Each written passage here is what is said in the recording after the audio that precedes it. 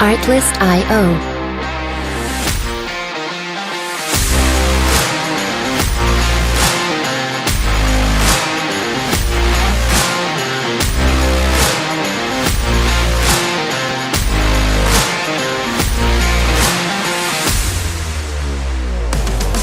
Music licensing reimagined.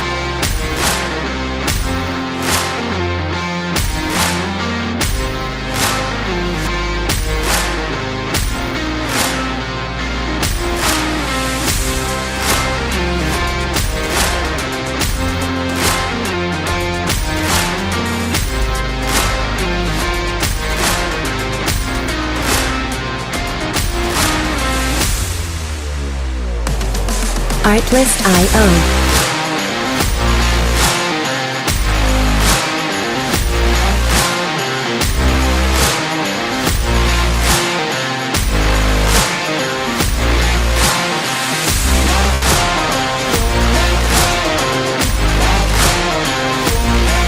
Music licensing reimagined.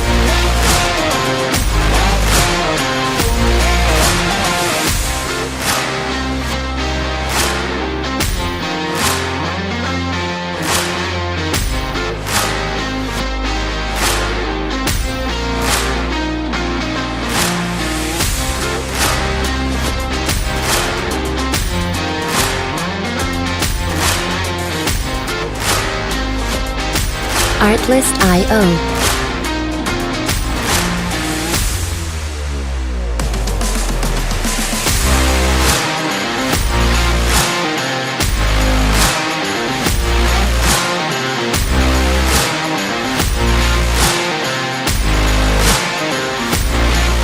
Music licensing reimagined.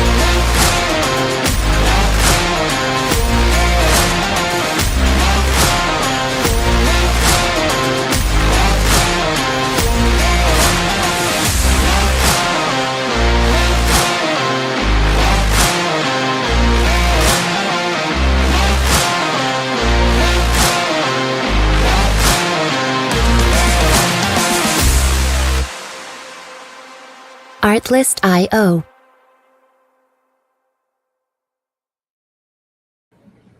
Yo.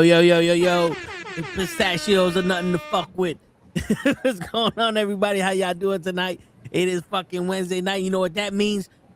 It's Nukkle Hedd Sports. What's going on, Hutch? You know what that means? The talent is here. That's right. What up, bro? Chilling like a villain on penicillin with a Mac 11. Just wait for something. You know how we do.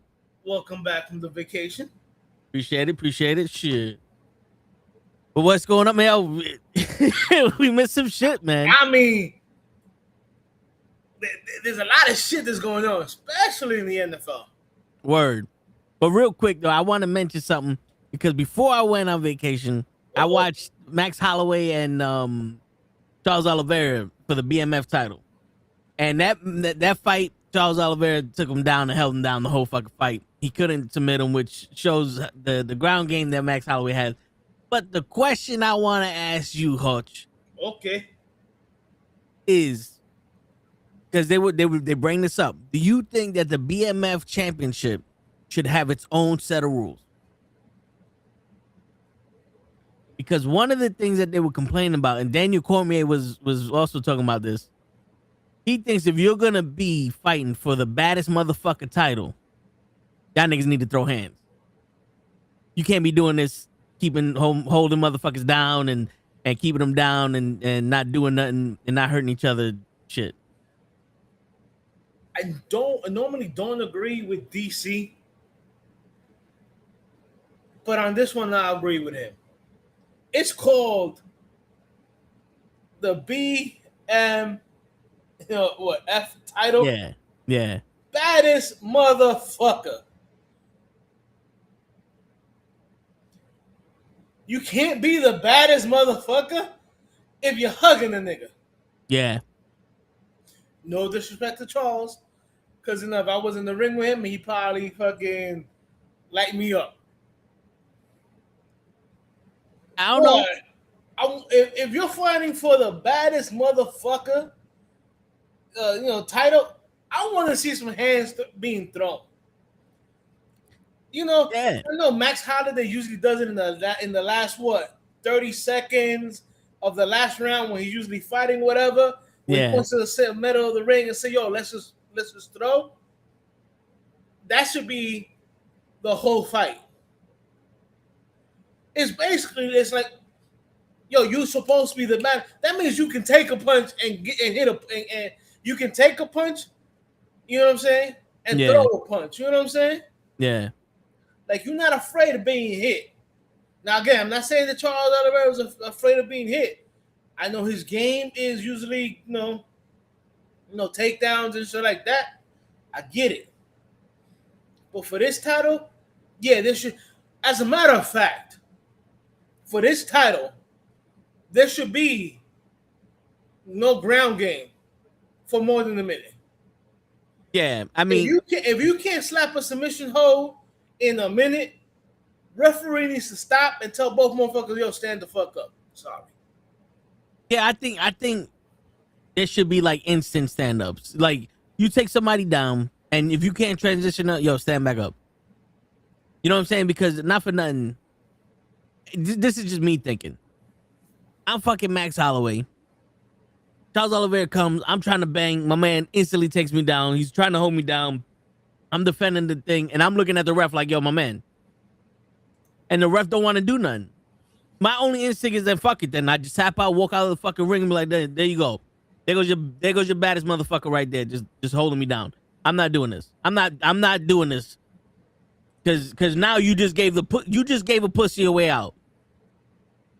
This isn't a regular fight.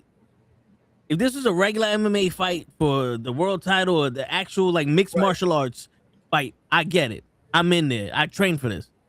We the baddest motherfuckers out here. Mike Tyson wasn't considered the baddest motherfucker because he played chess. Because he knocked motherfuckers out.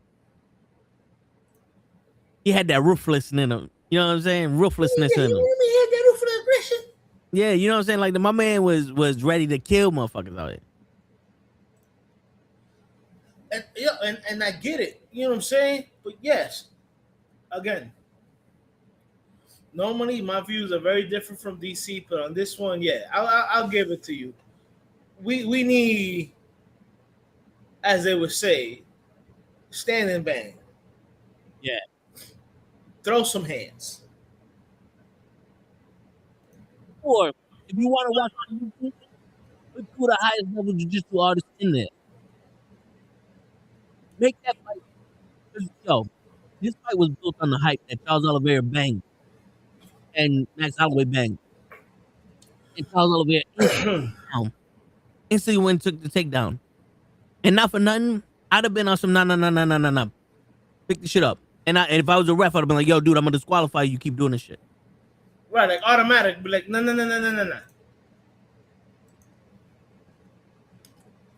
I feel you. Like I said, on this one, yeah. I mean, again, how can you be called the toughest the toughest motherfucker, or the baddest motherfucker? Yeah. When all you basically did was show me that you can hold me down. Yeah, you're not bad. Shit, I feel like fucking Rocky when he's talking to Tommy. So you think you bad? You not bad. You ain't bad. Hit me harder. You ain't bad. You know what I'm saying? Like, come on. Because that's what you advertise. You advertise two motherfuckers going out there, throwing it all on the line, and fucking each other up. You advertise a Kimbo Slice backyard fight. That's what you advertise. We ain't not for nothing though. I think from that title, there's only been like maybe not for a lot, like maybe one, maybe two fights that actually was like, all right, y'all just throwing haymakers, you know. Yeah. I mean, how many of those fights have been there? There's been at least, I guess, 10 fights for that title.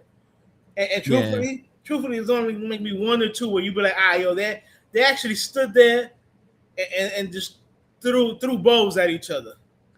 To be honest with you, I think the only real fights that you would actually go, this is how I want to see the fight go for a BMF title, is Diego Sanchez and Clay Guida, that fight that they had. Forrest Griffin and Stephen Bonner, that fight they had.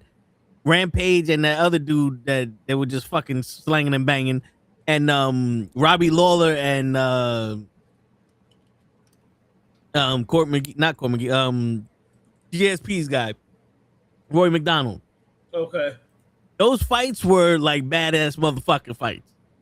Like those motherfuckers went to distance. Like they came to fight. Right.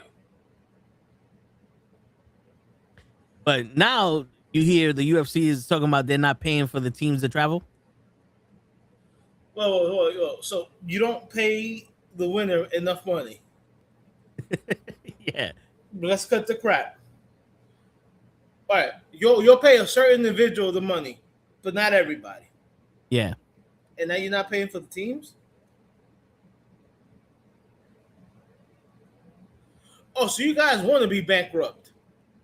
Yo, bro, this looks like you know how when they go, we have to downsize. The company goes, yo, we don't have the budget, we got to downsize, and there's like 400 people getting fired, but a brand new building's coming up. Like, yo, you just fired all the people that be working in that building. Who's gonna work there? Oh no, we ain't got the budget. Motherfucker, you just spent $10 billion on this building. What the fuck you mean you ain't got the budget? That's what it seems like. They're doing all this shit, getting all these rights and all this money from deals and shit. And now we ain't paying for shit. We ain't giving you no more money. That make enough. We be all right. You sleep in the car, but the money that you got for fighting bought you that car. So don't be too fucking quick to say you ain't got no money, WNBA.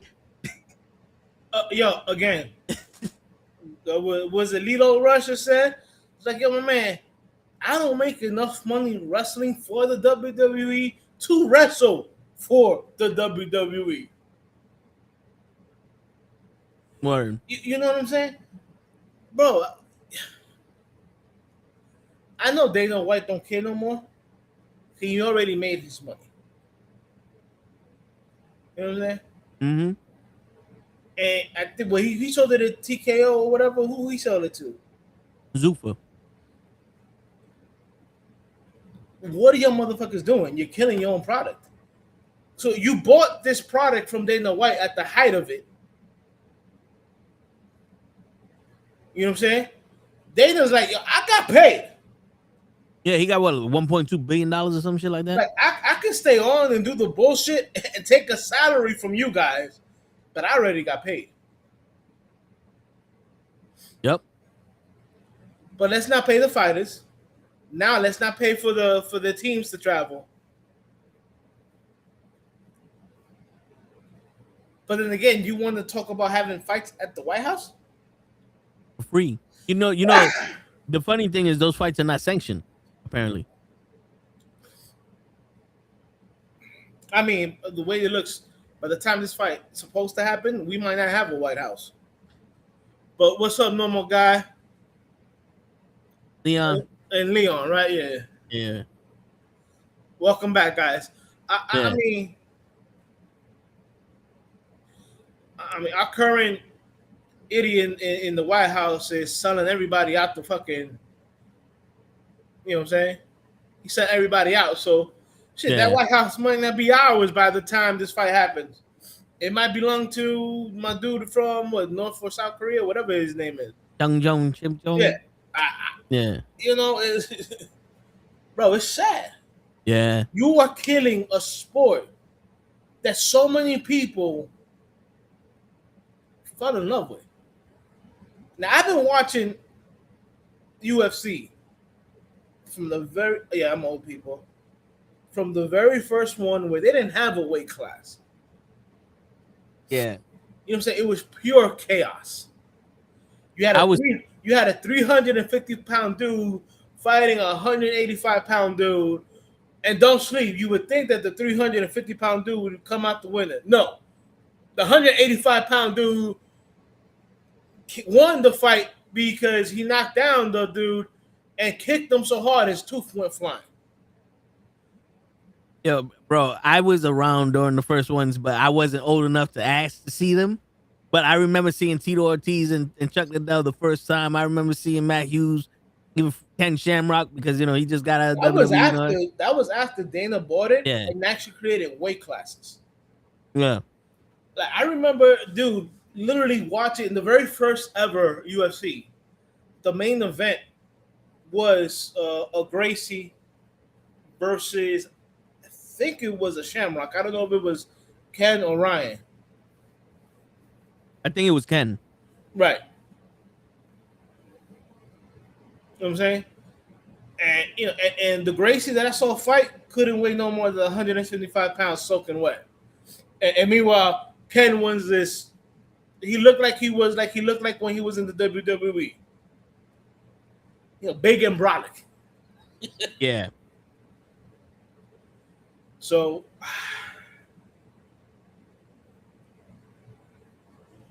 like, I don't know what to.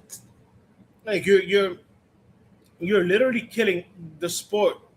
That's what it is. Oh my God, what it is? The Yankees playing over is the start of the season. Yeah, tonight's opening night. It's on Netflix, actually. Oh, say word.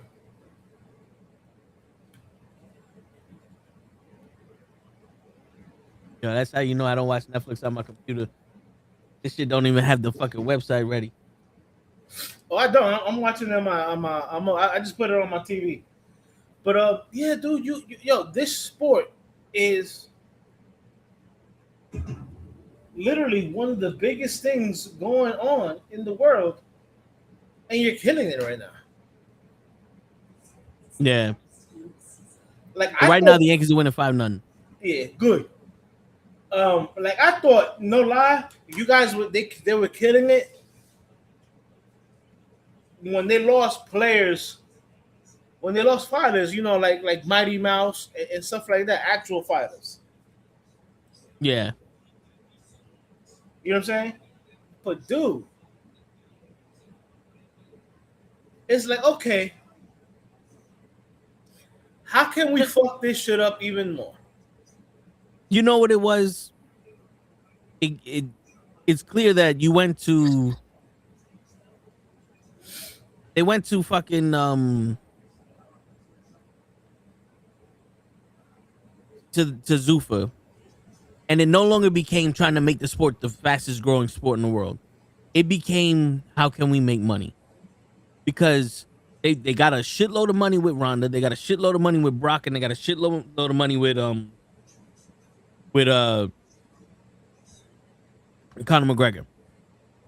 And that money that they got with them is kind of like a taste of what Mayweather was getting in boxing.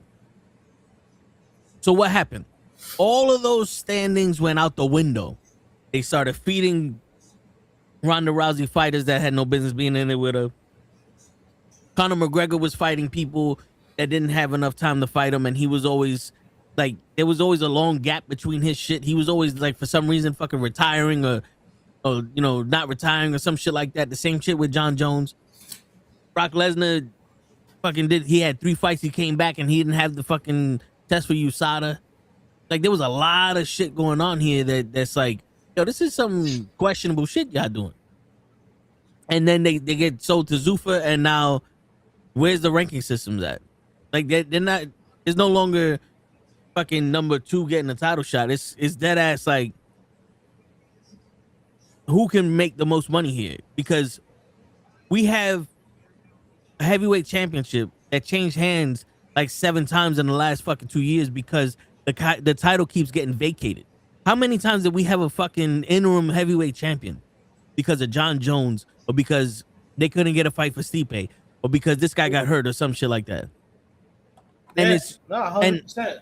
And then we see Alex Pereira fucking go from being the guy who knocked out Adesanya to fighting Adesanya, to beating Adesanya, to losing Adesanya, to winning the light heavyweight championship.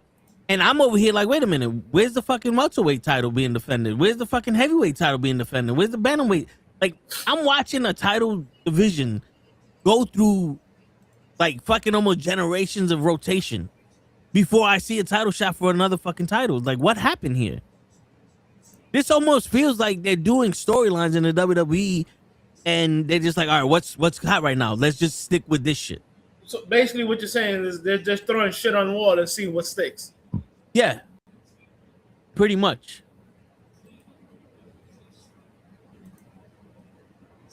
Pretty much, because that's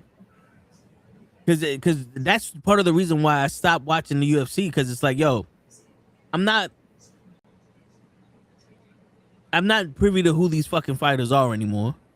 But these fighters aren't showing me a reason to fucking care about them fighting, because they're just either running around the fucking cage, holding people down, or it's a complete mismatch.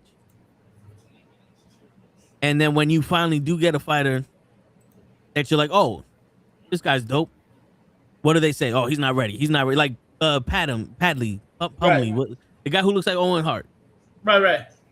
He's fighting. He's putting a message out. Like, he was the big thing. And they're like, oh, this guy's young. Let's see what he could do in the top 10. And now all of a sudden he's getting a top 10 fight after like 7 fights. Why? Because he said it's okay for men to cry, which I think that's what it was. Like, he was on a trajectory to be somebody. And then he said it's okay for men to cry. And now all of a sudden he's asking to fight people in the top 5. Like, wait a minute. I remember seeing this guy for like 2 years, 3 years. What the fuck took him so long to climb the ranks? I ain't see him lose. What happened here? But Michael Chandler's getting 7-8 title shots. Yeah. And he's losing all of them. You ever seen a sport where you lose and you're the champion, you're the fucking number 1 contender? Yeah, it's called being LeBron. Or Seth Rollins. Yeah. Then he lost his way to a fucking title shot. Right now, Leon wants to know what y'all think about Gina versus Ronda. We spoke about this a couple weeks ago. I saw that, but I was waiting to get this point in the said and done. Yeah, go ahead. 10, 15 years too late?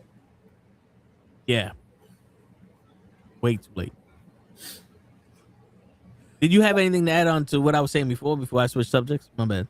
No. You were right though. They're giving title shots. There's no structure anymore. There is no, okay, so 2 is gonna fight 1, and then whoever wins there is gonna fight the champion. No, I see 2 fighting 12 and 6 fighting the champion. I'm like, wait, that don't make no sense. Yeah. But again, we've been saying that for like the last year, which is sad. And then truthfully, to just go right back to Ronda versus Gina,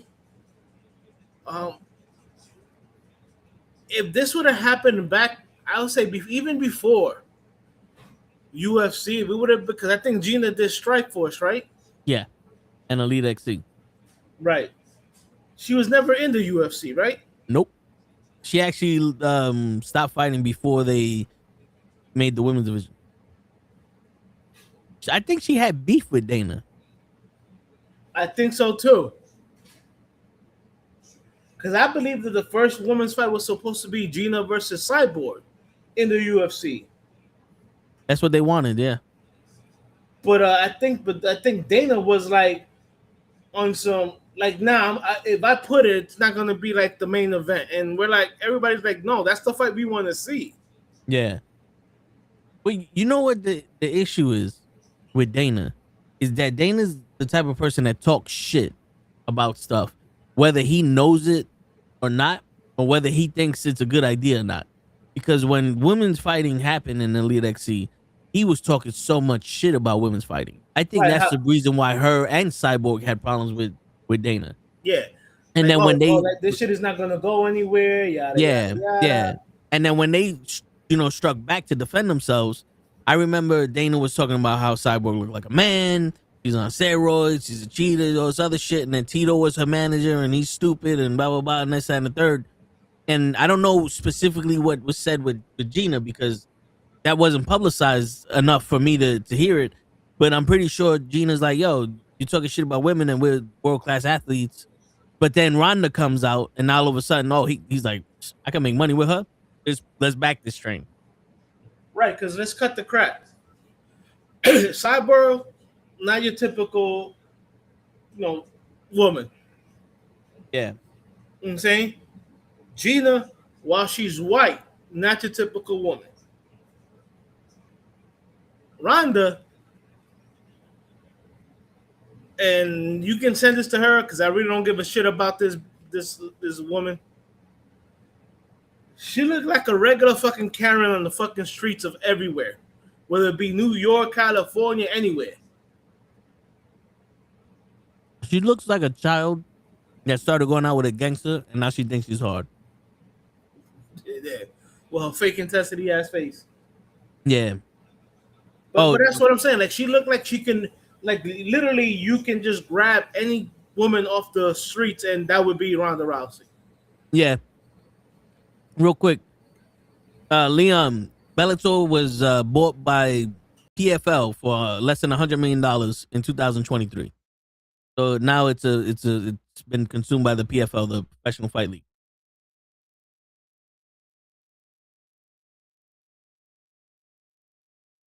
But yeah, I mean, as in terms of the fight, that fight in women's MMA is kind of like Tyson versus Roy Jones. Just for the namesake. Like, I'm not saying that Tyson is Ronda or Gina's Roy Jones or whatever. It's just same namesake. Because Gina was the first actual female star in MMA. And Ronda was the biggest. So that's why I'm saying it's kind of like that. But realistically, I'm expecting to see Chuck Liddell versus Tito Ortiz that last fight. Maybe not as bad, but I'm not expecting to see like two world-class fighters fucking go at it in their prime. You know what I'm saying? Because Gina's been out of it for fucking 20 years. When was the last time Gina fought a fucking fight? I think it was 2023. So it might not even be 20 years. I mean, 2013. Let's see.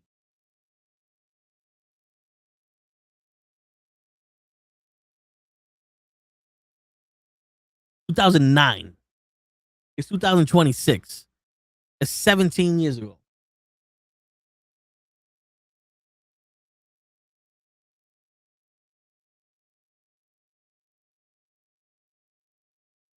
That's crazy. 17 years before you had your last fight. Come on, man. Hold on. Coach just hit me up. My screen went white. Gonna leave and come back. Okay. All right. So that I can get back on my laptop. There you go. It's dedication, baby. Word. But yeah, guys, the last thing I heard was you saying that Bellator was bought by, and then you cut off. And right, Aaron just strikes out for the third time. Wow, I've never even seen that. Yo, I don't know what's up with Aaron Judge, but I told y'all. But so what I said was the Bellator in 2023 got sold to PFL for less than $100 million. So now they're associated with the Professional Fight League. That was the league that signed Francis Ngannou when he left UFC. Also, what I was saying was that Ronda Rousey and Gina Carino is the equivalent to Mike Tyson versus Roy Jones, where it's just the names. Because Gina Carino was the first woman star in women's MMA. Yes. And Ronda Rousey was the biggest woman star in MMA. But I'm not expecting to see world-class fighters. Oh, here we go. All right. Can you hear me? I can hear you, but I got the echo going on. All right. Can you hear me now? Yeah, I can hear you now. Oh, there you go. All right. I closed your. I think you're on your laptop with this one, right? I am. What I did is I just put the volume down on the other thing because. All right. No, because I put the phone one in the background, so it's just. So yeah. Yeah, because my laptop hasn't been used in like the last 2 weeks, so it's like, I don't know what the fuck you doing right now. I don't even know who you is. And it's probably like running updates or whatever. No, I made sure I had updates ran just for this. I turned it on yesterday and ran the updates. Oh shit. You know, it's called technology. It don't always work correctly. Yeah, they fuck around with shit. Yeah, so like I was saying, I don't expect these two women to be in their prime. I don't expect two like fucking legit fighters. Gina Carino's last fight was 17 years ago. You know, and Ronda Rousey's not that fucking good of a fighter to begin with. Now, unless Ronda fucking takes it down and puts her in the armbar in fucking 3 seconds, which is possible, but I don't know how long Ronda's been training and if she's been keeping that up. You know what I'm saying? Because she's doing the wrestling. She's a mom, and she's been in her fucking head since she lost, going through her depression, whatever the fuck case may be. So I'm not expecting to fucking I'm not expecting this fight to be the fucking best fight we've ever seen. You know what I'm saying? I'm expecting this shit to be Tito Ortiz versus Chuck Liddell in their last fight. You remember that fight?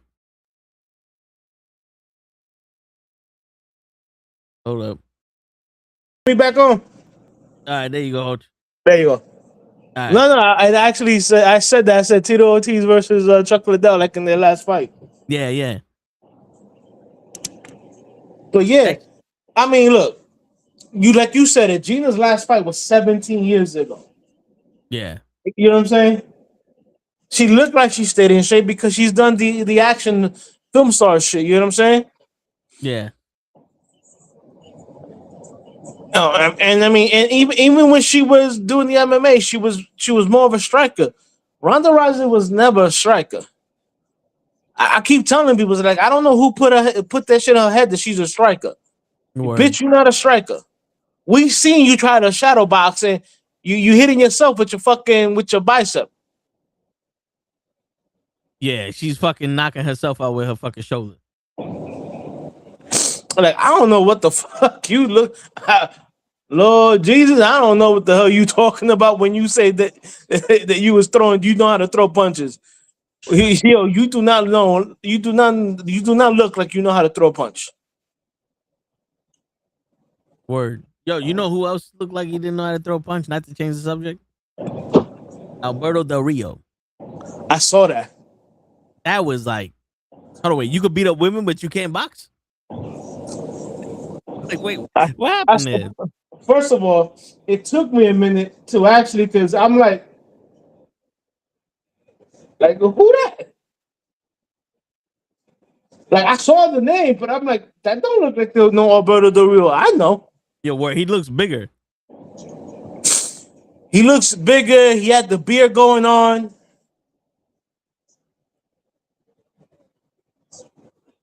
It looks like my man's trying to get money any way he can. I mean, he has an expensive habit. Yeah.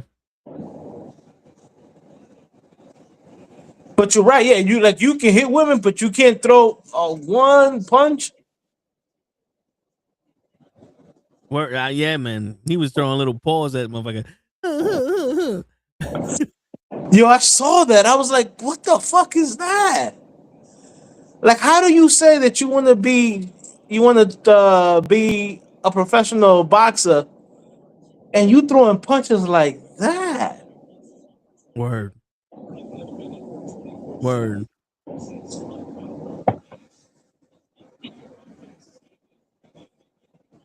Is it my laptop is all fucked up right now? I didn't click on it, but somehow it has an Xbox shit app opening up. Wow. And mind you, I bought this laptop maybe 3 years ago, and it was working fine. The moment the free the shit that was it what's that called?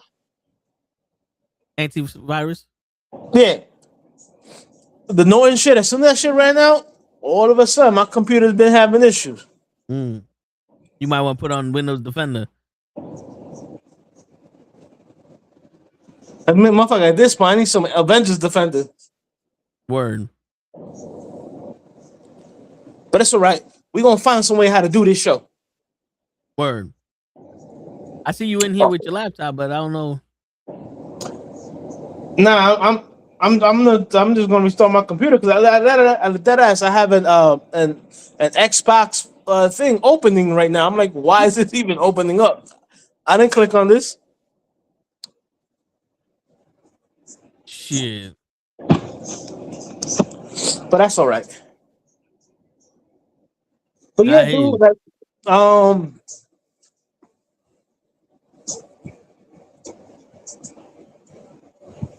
Yeah, and then they put the rest of the card in the chat.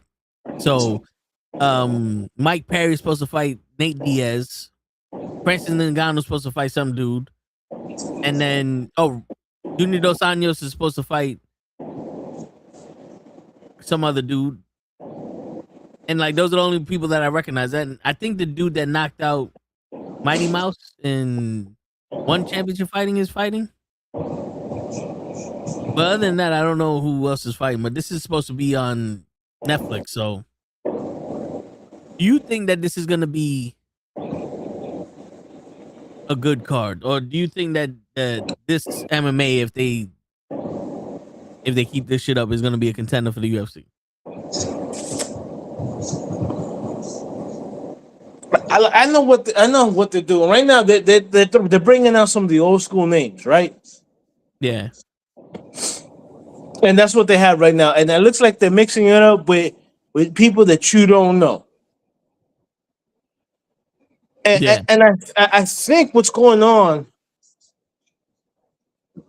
is that the UFC they do too much of the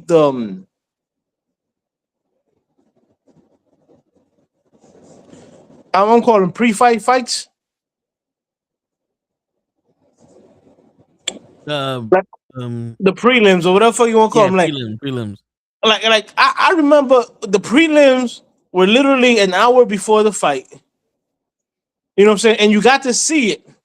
Like it was like it was part. It wasn't the card, but it was part of the card. You know what I'm saying? Now you have like 4 hours of prelims. Like, mother man, I'm already UFC out by the time I get to the main event. Word.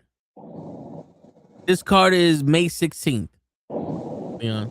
No, but you're right though, because they start like the fucking UFC Fight Pass prelims at 1, or the Facebook prelims at 1, and then the Fight Pass at 4, and then the ESPN shit at 6, and then the real prelims at 8, and then the fucking event starts at 10. It's like, yo, bro, you just gave me 86 fucking matches, and then now the fight card is starting. I'm already UFC the fuck out. Word.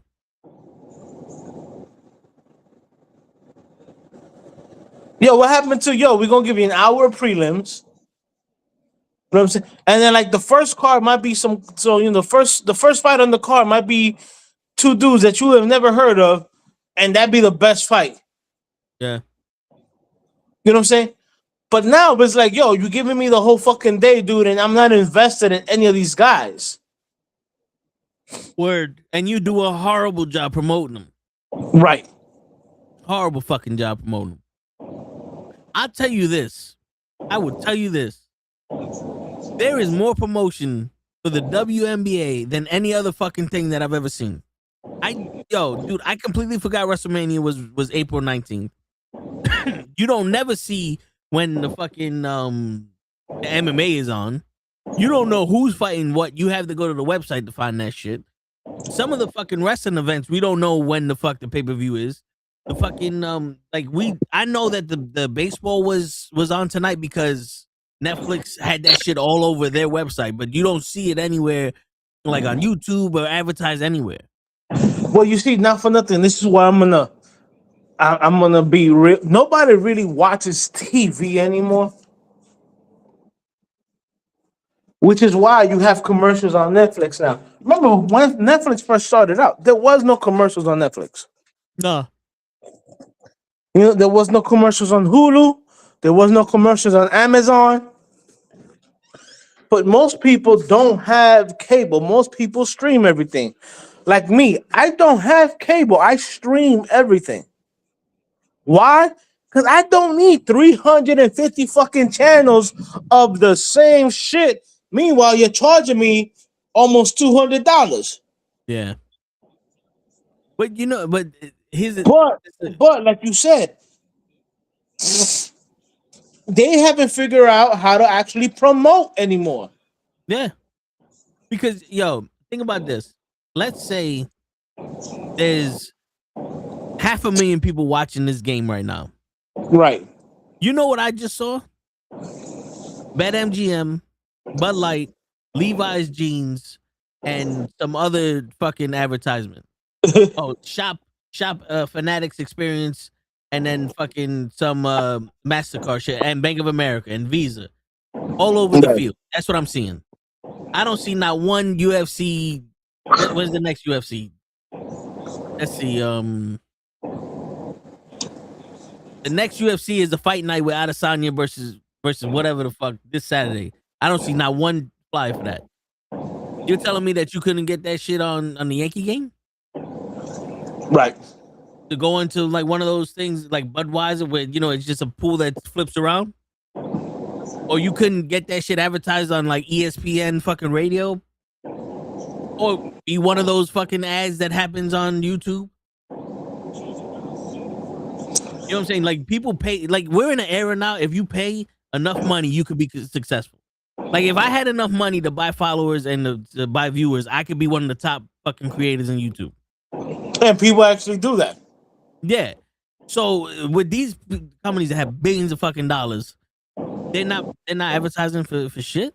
Like we're not watching a fucking commercial for fucking WrestleMania right now, or for Raw at Madison Square Garden during the fucking Yankee game.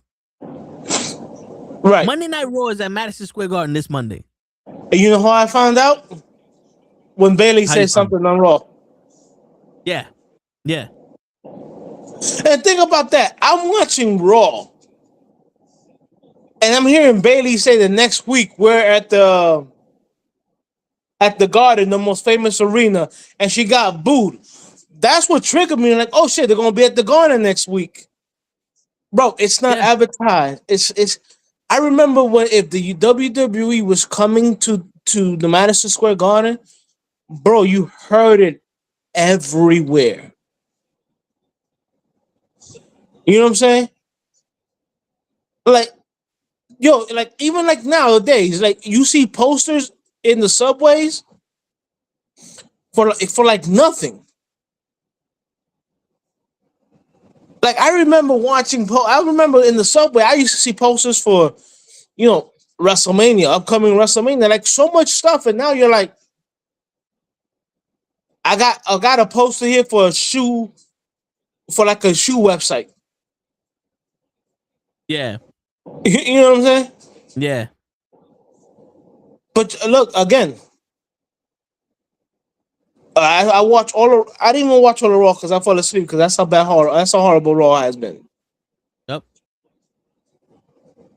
Oh, Raw. So at 3:00 I woke up and I had nothing to do. So I said, fuck it, let me put on Raw.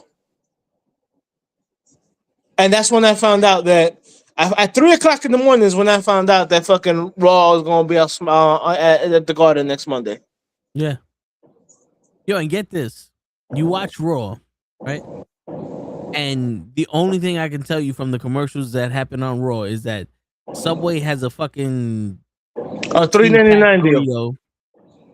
Yeah, where they drop everything because it's fucking $5.99, and then a fucking DoorDash commercial where Dragon Lee is getting jizzed on by a fucking chicken wing. Right. Every commercial is that. Bless you. Thank you, dude. It's horrible. Yeah. And there's no nothing anywhere, and that's mostly where people remember shit. Like you want to up your rating, like AEW used to advertise all the fucking time. You want to up your ratings, advertise somewhere, get people knowing it, but then when they watch, fucking have good shit on. Right. Like sports is sports. You can't sit here and go, "Oh, you got to make this game good." No, this game is gonna be what it is. But when you put on wrestling, if your show sucks, that's your problem. They ain't no, well, it is what it is. No. Yeah. This is to be entertaining. You fucked up if this sucks. You know what I'm saying? No, yo, bro, you're 100% right. 100% right. And it's a sad thing. But like you said, like we're right now in an era where people do not know how to promote things. And that Yeah. hurts because I'm a businessman. I'm a business major. You know what I'm saying? Like one of my favorite things was to watch the commercials during the Super Bowl. Yeah. Bro, I can remember the commercial what Geico did with the squirrels. I can't remember any commercials from this past Super Bowl. Yeah. Because usually the ones people would mention were the ones that come out every year, like the Budweiser, the fucking horses and shit. With the Clydesdale, but they don't even do that Yeah. no more. Yeah, but there's only one commercial that really stood out to me, and that was when one year everything was a Tide commercial. You remember that? Was a Tide commercial? Yeah, like it would start out as one thing, and then like, oh, this is a Tide commercial because somebody messed up their shirt or some shit like that, and it was just like, I remember that. and then you had the Doritos commercial, the M&M commercial that came on, and you always had a trailer for a fucking blockbuster movie that was happening this year. Like Spider-Man would have debuted at the fucking Super Bowl 10 years ago. Yeah, not on the YouTube fucking. Oh, we're gonna. Here's the trailer. Mm-hmm. But you know what the crazy shit is, though, Hutch? Think about this. You pay $1 million to show your commercial on the Super Bowl, and YouTube pays you $1 million to show your commercial on YouTube. Where are you showing your commercial? 100%. But guess what?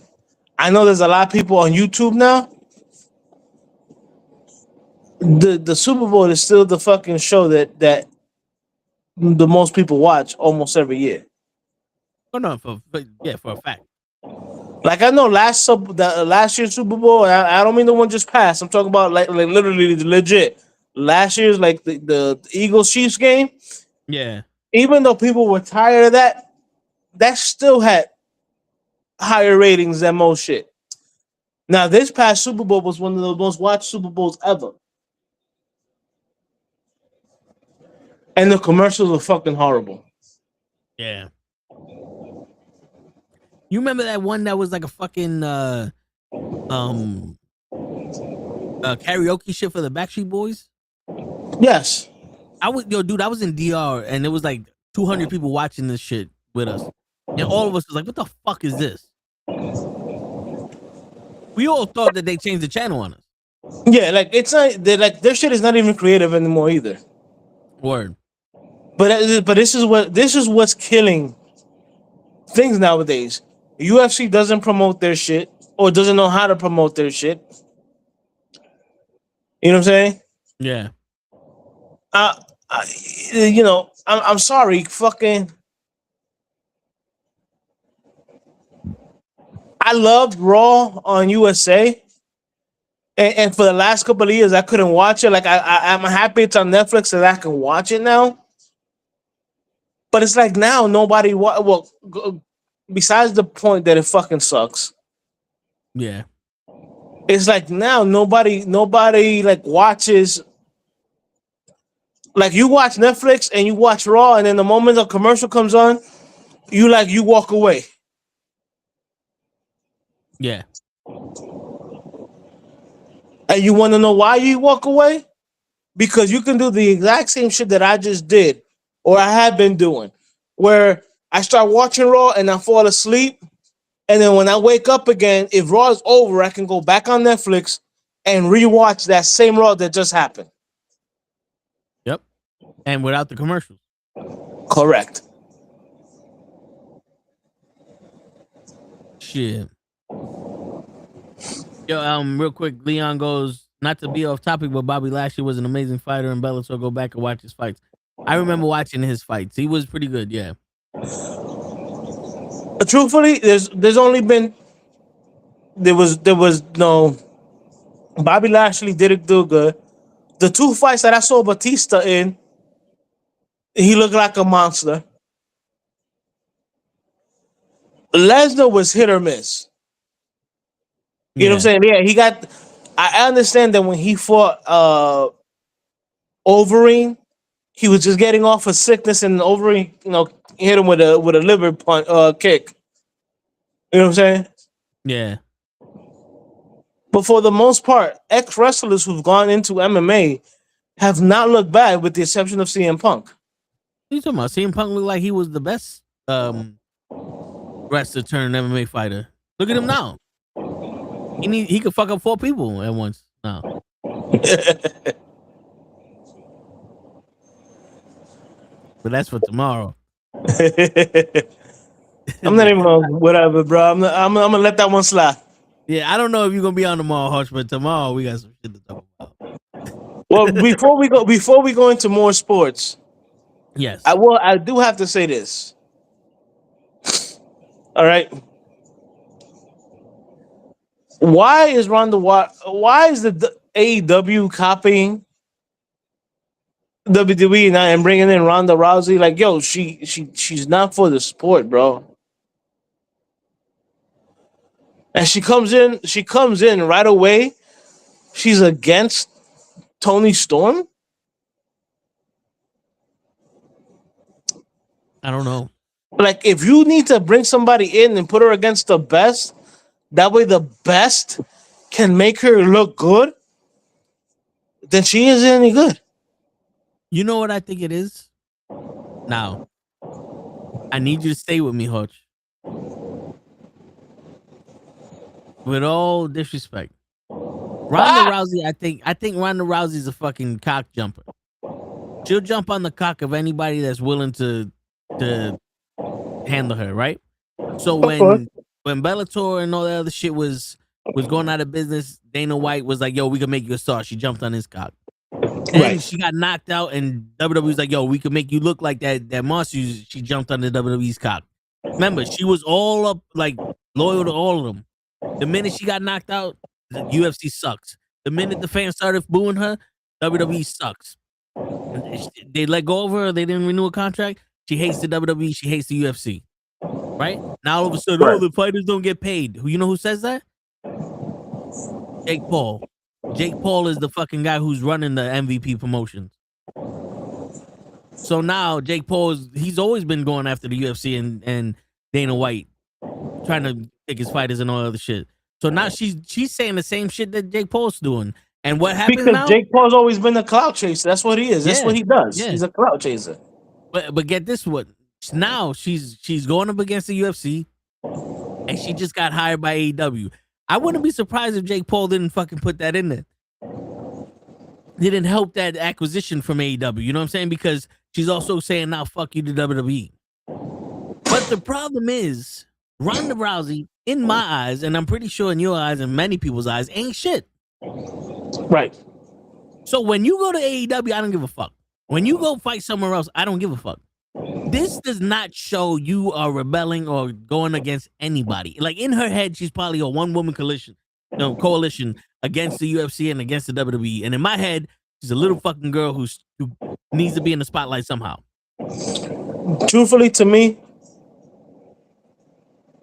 she has in her head that, this match is being the match with Gina is being promoted because of my star power. No, bitch, I want to see Gina knock your fucking head off. Yeah, Gina could have put a broom, and I would want to watch that. You know, if anything, I'm here to see Gina. Yeah, man. Yeah, because man. Gina is still looking, as you would say, good.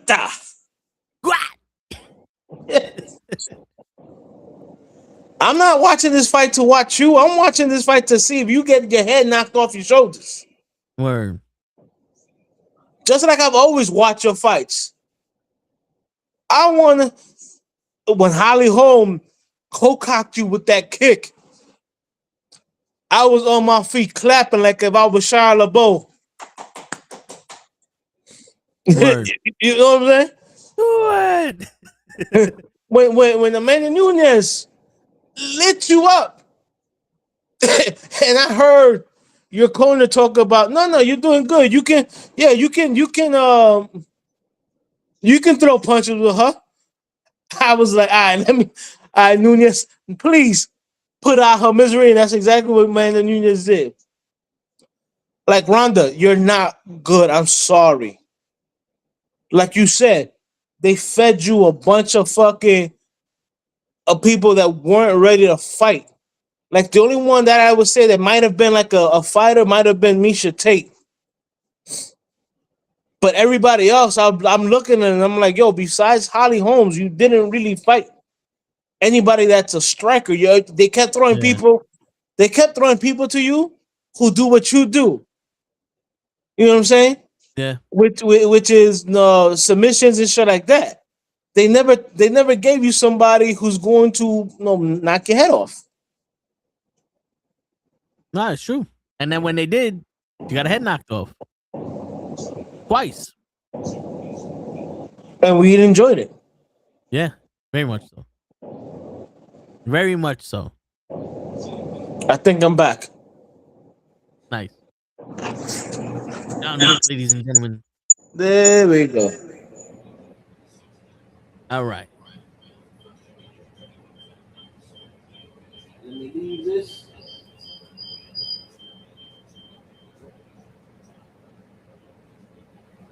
All right. All right, let's look at the tape. But yeah, right now the Yankees are winning 7-0, top of the sixth. Yeah, I'm watching it. And one out. But yeah, dude, like really, we watching that shit for Gina. We ain't nobody watching it for you, Ronda. Hell yeah. Hell yeah. Shit.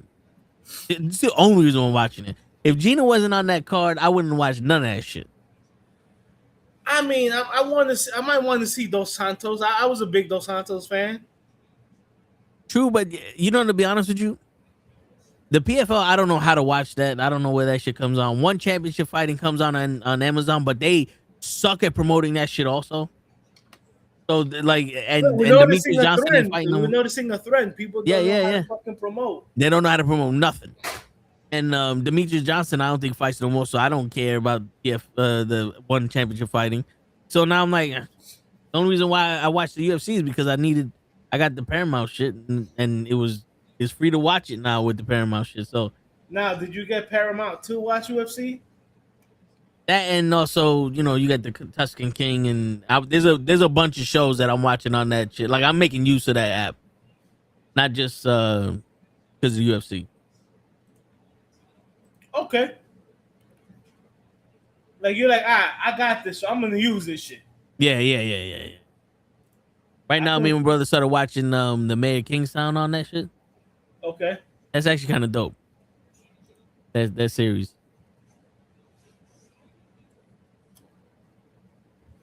All right, that's good. That's good. But I mean, it is what it is. Let's not get too much into baseball because this is the only opening night. But Yeah. Bro, one thing before we get into football, because I know we have a lot of shit to talk about football. Yeah, and I know DJ's gonna want to talk shit about that shit too. But have you seen the amount of people turning on LeBron now? Which I'm only more than happy that this is actually happening now.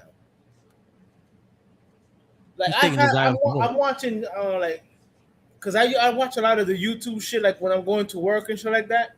Yeah. So I'm watching more and more fucking YouTube videos of supposed LeBron heads, like turning on LeBron, like, yo, this dude really isn't the GOAT. And I'm like, okay, this is what I've been saying for years. Fucking struck out again. Wow.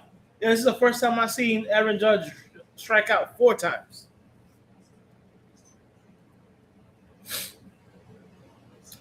But yeah. It's amazing to me how now people are going, oh, oh, he's a flop. And I'm like, yo, but I've been saying this for the past 5 years. Yeah. LeBron knows how to be a flop. He does. At one point, was he a good basketball player? Yeah. Is he that now? No. You know why? I think more people are turning on him now because when he was It's more blame. because when he's with the Cavs, everyone that loved him had an excuse. His team sucked. When he was with the Heat, they had an excuse. Oh, he didn't know how to mesh well with Wade. He had to become the leader and all that other shit and blah, blah, blah. He went back to the Cavs. His team sucks. He only has Kyrie. Kevin Love ain't doing his thing. No one's holding their weight. He goes to the Lakers. Changes the team completely. Gets Anthony Davis. Gets rid of Anthony players. Davis. Gets rid of players who the year before were doing their thing on LA. Yeah. And then gets Luka. Now you're with the Lakers. You can't say this team sucks. You can't say this team can't run itself.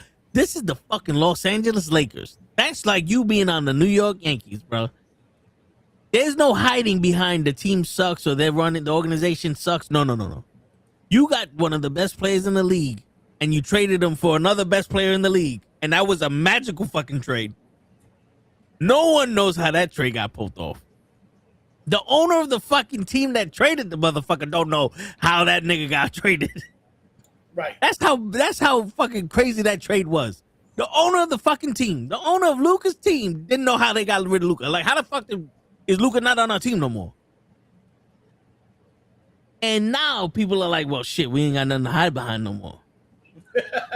That's what it's like. Yo, dude, you know what it's like? It's like being with a toxic girl. I'm like, yo, she's fucking hot as shit. Like this girl is hot as shit. Like she, like she's hot. She's hot. And then after a while, see, Ray wanted to cover himself. He's like, I want nobody seeing his hair. I'm trying to fix that now because I'm like, why the fuck is it not showing my camera? Dude, I was having the same issue. I don't know why I went to my back camera because I'm on my phone. I'm like, what the hell is happening? But there we go. What's going on, Ray? What's going on, yo? Chilling. I'm just equating LeBron James to a hot chick. So you're like, yo, she's hot, bro. She's hot. And everybody's like, yo, she's hot, nigga. She's out your league. I'm surprised she's with you. And then after a while, everyone starts going, yo, dude, you ever notice how she's only using you for your money? Like, nah, she's hot, though. She likes me. You ever notice how she don't like touching you?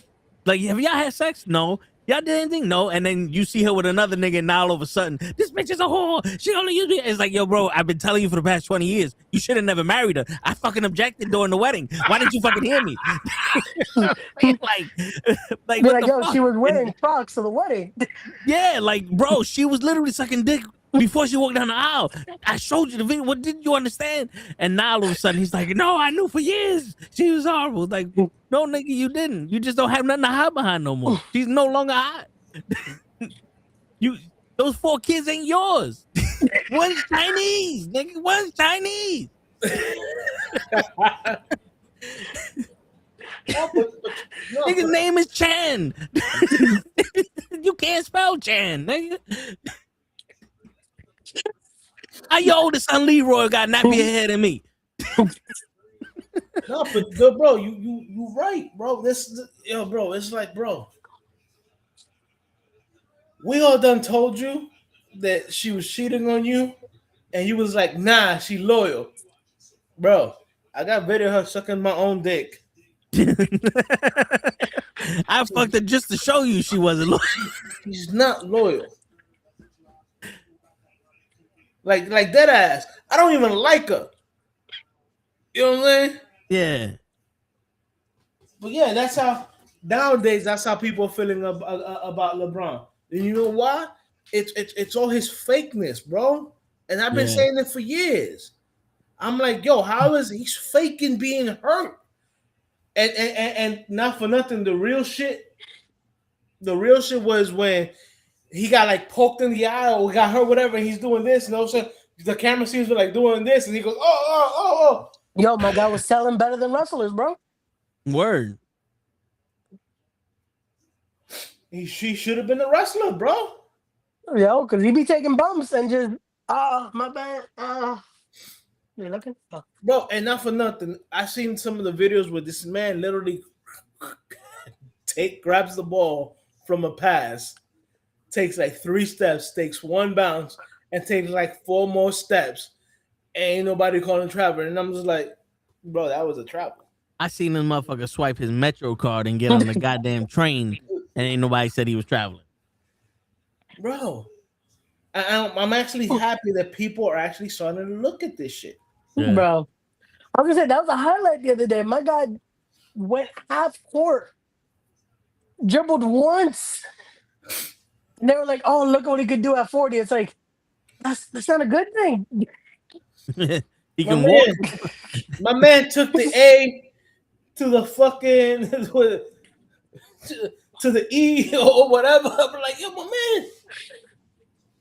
Meanwhile, in the playoffs, Jordan didn't even travel, and they were calling travel on him. No. And let me reiterate, because I know people are saying, "Oh, but I fucking hate Jordan too." I hate LeBron. I hate Jordan. I respect Jordan. I respect Kobe.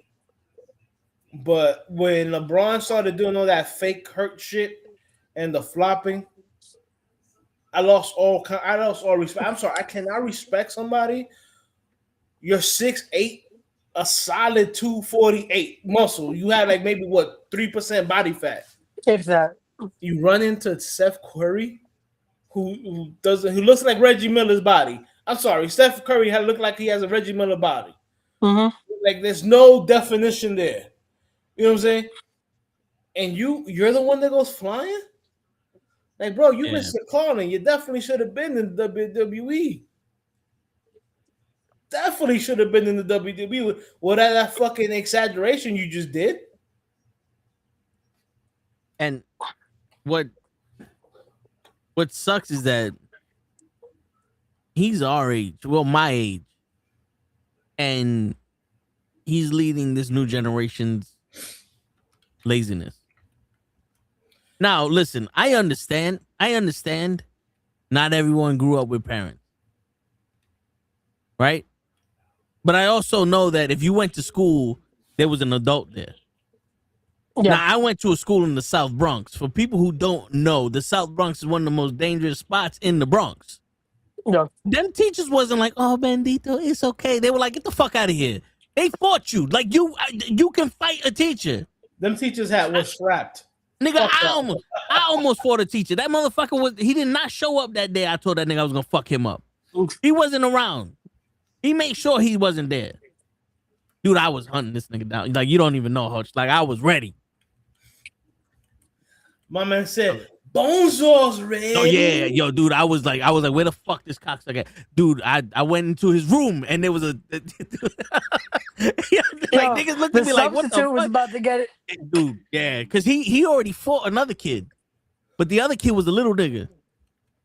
So I was gonna fuck him up, like, because I was like, oh, you don't even know. And he was an old man. Like, I want to say he was like maybe 50-something years old, but he wasn't like a decrepit old man. He was an old man that could get his ass whooped. Bro, what the fuck? He's the old man that get his ass whooped. But anyway, my man walking around with a chain talking about, "You young whippersnapper." Yeah. Nah, it wasn't like that. I wouldn't have did that. But I'm saying, like, we fought kids. We fought teachers. Teachers fought us. We fought each other. So you had to grow up. You had to show some kind of level of maturity there. They did not baby you. So if you in Cleveland and you grow up and you a baby, there's a problem. You are my age, my nigga. You are not in the generation that did not know how to work for what he got.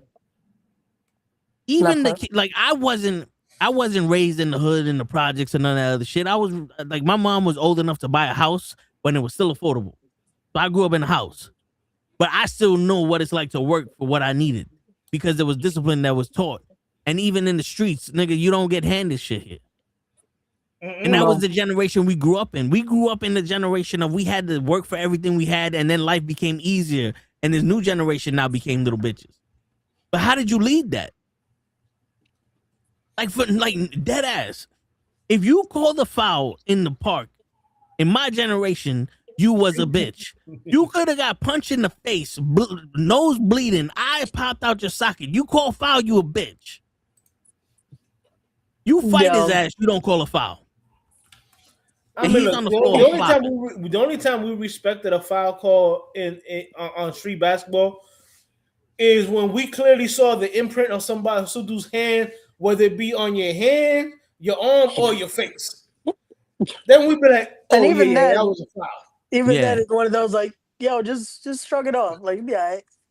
Like if you came out and had somebody's hand on your face, and your face was already starting to swell, you still be like, yeah, I guess that's a foul. Nah, and that had to be between friends. If you playing a team and you playing a nigga you don't know, he hit you hard, you hit him back harder.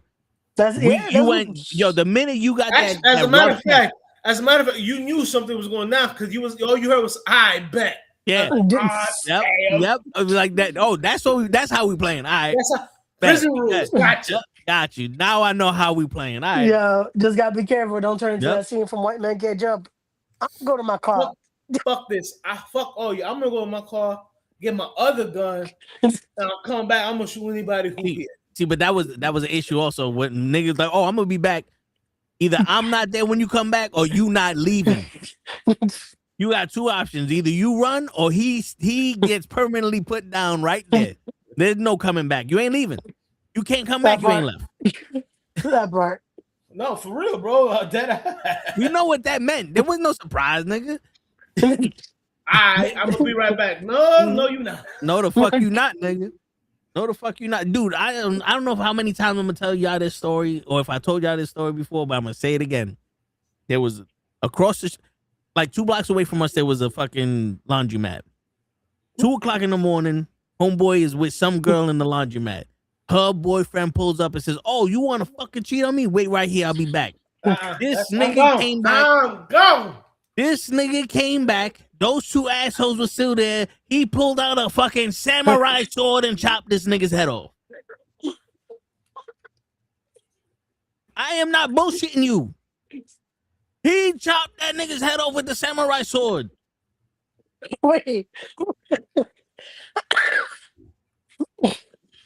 Yeah, Ray. How do you not see him pull out fucking samurai sword and be like, I should probably run? Do you know why? You know why no one talks about the Bronx? Everyone thinks Brooklyn is hard or Queens is tough and all. You know why no one talks about the Bronx? The Bronx is its own fucking city by itself. Yeah, the Bronx is its own country. Y'all not real, bro. The people in the Bronx are stupid. And I'm not talking about like not intelligent stupid. I'm talking about me, myself, believe if you pull a gun on me, you're pussy. And you're so pussy that bullet's not gonna hurt me. Yo, that me dude myself believes that. Samurai sword. I'll be all right. Click. Oh.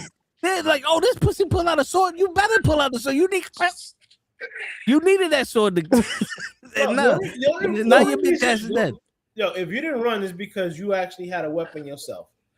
But to say that you sit there and dude went to go get something, you gonna sit there and not do anything? Yeah. And it's like, again, a samurai sword of all things, like, bro. The first, you remember how you see those canes with the hidden sword? Yeah, bro. The first time I saw that wasn't in the movie. It was in the Bronx. Yeah. Yo, dude, that was told in the bodega. I saw one of those, bro, some viejitos playing dominoes. Yes, because it was sold in the bodegas. In the Bronx. Dude, around where I live now, I don't want to name the area. But there was a spot where it was like you get like furniture and little shit here and there.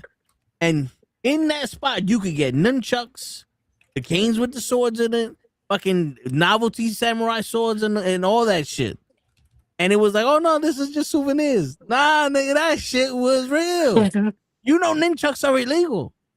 Yeah, I was about to say half of that I think is illegal to transport into the state. Yeah. Bro, nunchucks are illegal. Brass knucks are illegal. A blade more than fucking 4 fingers or 2.5 inches is illegal. Yeah. Like, yo, dude, I'm in Florida, right? And I asked the dude, I was like, yo, do I need a permit for this type of shotgun? And the dude goes, it's an open carry state. And I said, what do you mean? He goes, where are you from? I said, New York. He goes, oh, okay, I get it. Yeah, so you don't need he's like, you don't need a license for any of this shit now. I'm like, oh, that's crazy. Cause you see that knife right there? Yeah, that's too big. I can't walk around with that knife. And he's like, yeah, I know. And I'm like, he's like, oh, you could try this one. I said, no, you don't understand, player. I can't walk around with any of these knives, no matter how big it is, because now I have intent. Because now it's premeditated. Yeah. I can have I would need even a reason. Even to carry a knife, you have to prove that you have a warehouse job. Yeah, like a box cutter. You like, yo, dude, I work in construction or whatever. This is the reason why I have a box cutter. Yep. Or like yeah, dude, and because now it's premeditated. Yep. And that's why because they know the people down there know the law. And I told them, I was like, yo, that's kind of cute that you know the law. Here is street justice, and we figure it out on the way to the court. We figure the law out on the way to the court to defend ourselves, but it's street justice here. There's no I have the right to no, nigga. Holla at me, see what happens. And then we'll deal with what happens afterwards. You're not lying. I was gonna say the motherfucker that tries it, they'd be like, no, I know my rights. You get in the car. Word. You got the right to get knocked the fuck out. You got the right and the left. Right here. This is your Miranda rights, nigga. Bro, legit. Before they read it, you're already in fucking cuffs, bro. Word. Wow. I ain't gonna front though. I have said a couple of times to cops, yeah, I know my rights, and I'm looking for a lawsuit, and then they back off. Yeah. You gotta say I'm looking for a lawsuit. Once you say I'm looking for a lawsuit, that's when they know you ain't playing. The difference between me and you, Hawks, is you could pass as a outstanding out citizen. I look like a drug dealer no matter what the fuck I wear. So you see this right here? I don't look like no outstanding citizen. No, but I mean, you walk around and be like, oh, this is regular. I got for some reason, even when I was dressed up to go to school, people were like, no, you look like people asked me for drugs everywhere I went. In Long Island, they asked me for drugs everywhere I went. I'm surprised people didn't ask me for drugs in Florida. So I see what it is. You know how back in the days when you went to the club or whatever, they stamped you and that you can only see with a black light. Yeah. On your head, you have from the Bronx. That's what it is. That's it right here. It's right here. And underneath it is fuck you. But so the only thing I ever tell the cops is yes sir, no sir. Have a good day, sir. Yep, the same thing my pops told me. That's the script my pops wrote for me, and that's all I say. Yes sir, no sir, and we'll fight this in court. I'm not gonna Well, look, like I said, I'm not gonna fight a cop. I am gonna say, but I will say, I will see you. I said, I got a Jewish lawyer, and I love to sue people. Shit. They can see in my face I ain't got the money for no Jewish lawyer. No, bro, I don't got a Jewish lawyer. I know. You don't know that. I know, but look at your eyebrows. They be like, no, this motherfucker got some money. he probably hid some money away just to sue my ass. They look at me like, nah. Look at this nigga chain. He ain't got no money. Bro, you got a chain. I don't. I actually walk around with a G-Shock watch, bro. You got a chain. That's why they look at me like he spent all the money on the chain. Yeah. Yeah, they're gonna be like, "Oh, this motherfucker gotta be a drug dealer." Yeah, he has at least a 1 or 2 lawyers.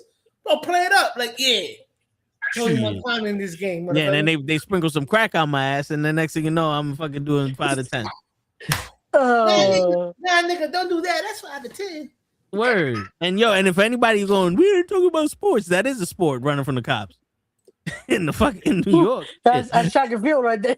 Word. That's why some of these niggas are so fast. Now, mind you, we started off speaking about sports, okay? And we're talking about how when you play hood basketball here in the city, this is what it was. Yeah, that's what it was. Yeah, it's still talking about sports. I don't get it twisted. Because of LeBron. Yeah, but look, dude, I've seen more and more people posting shit about I didn't know how bad this dude was until now. So it looks like a lot of people are opening their eyes up finally to the fact that he's not that good. Now, mind you, at one point I did think that if I was to build a team and I needed somebody to build around, I would take a LeBron over Mike. But that was early in his career where he was like, he looks like he can actually do everything. But when I started to break it down, he doesn't even play even good defense on his own man. And I never noticed that until like maybe he was 5 years, 10 years in the league. To tell you the truth, You know what else I noticed? He does not know how to take advantage of the mismatch. no, bro, did you see him being boxed out by some dude that was like 5'8"? Yeah. And I seen Curry shut his ass down. Wait, no lie. Google LeBron being boxed out by like a 5'8" dude. Yeah. Jesus. Dude, And I think he was on the Bulls or something. Yeah, it was one of those teams, bro. He was getting boxed out. Yeah. Dude is 6'8". The dude Yo, that's makes no boxing you sense. out. Yo, the dude that's boxing you out is smaller than 6 foot. And LeBron was getting frustrated, and I'm like, bro, Up to the side. are you kidding me? You literally got like a foot on this dude. Just put a forearm on his back and go like this. Yeah, pretty much. Yeah, you just go over his back.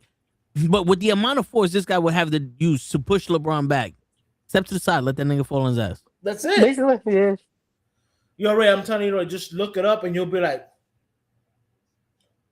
dude, really? You were being boxed out by that dude? Yeah. And no disrespect to the dude. The dude was a blanquito. He was white. Yeah.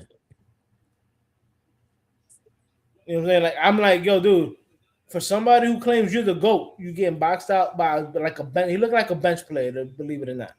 Damn. But again, Kobe never called himself the GOAT. Jordan never called himself a GOAT. Magic never called himself the GOAT. Dr. J never called himself the GOAT. You know what I'm saying? Only motherfucker I've ever heard himself called the GOAT is LeBron. Yep. And you're not the GOAT. And then not for nothing, the only other person that I've heard talk shit about them being like one of the greatest is Durant and like your KD. I mean KD. KG will lock you the fuck down. Kevin Garnett will lock you down and frustrated because then he'll talk about how your wife tastes like honey holes or something like that. Word. Bro, and not for nothing. What I've noticed is that like not only has the level of play gone down, and remember this is one of the things me and Krill fought about so much because On this show. Show was we're so more athletic, whatever. Yeah, but you're also not as thick skinned as the dudes from back in the day. Yeah. Because not for nothing, like I tell dudes, I say, yo, you don't know how much of a shit talker Larry Bird was. And the only reason Larry Bird isn't known to the hood dudes was because when basketball really became popular in the hood, he already had a bad back. Yeah, it was already. There's stories of Larry Bird. Chuck Barkley says a good story. He goes, yo, Larry Bird came up to me. He's like, yo, why you disrespecting me? And Charles Barkley's like, yo, what are you talking about? He's like, yo, you got a white boy guarding me. Why are you disrespecting me? Larry Bird is a white dude himself, and he's telling a black man, yo, why are you disrespecting me, putting a white boy on me? Right? Remember, this is the same dude that would tell people, yo, I'm going to go to the corner and shoot this 3 in your face. Yeah. And go to the corner and shoot the 3 in your face. Like, people forget how nasty Bird was. Like, he was that good. And like I said, if he played nowadays with what? The way they play defense nowadays?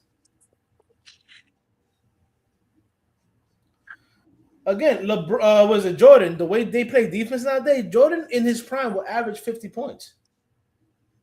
I'm not even lying. You know, Kobe nowadays with I mean, and I know everybody's like, oh, but Kobe, no. Kobe did when Kobe was playing, they say play defense. Yeah. I don't see dude play defense now. Like, you remember how growing up, like people used to be proud of being part of the all defensive NBA team. I don't know. I don't even know if they have that team anymore.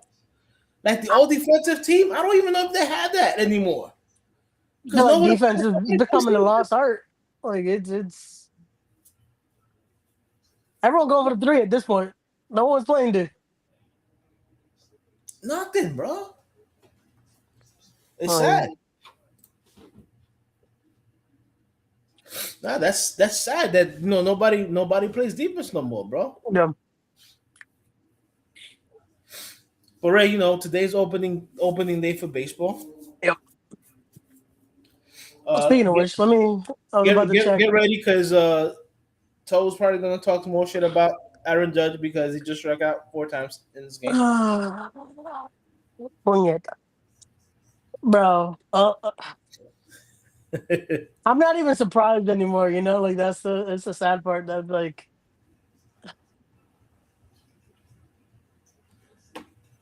What that he struck out 5 times?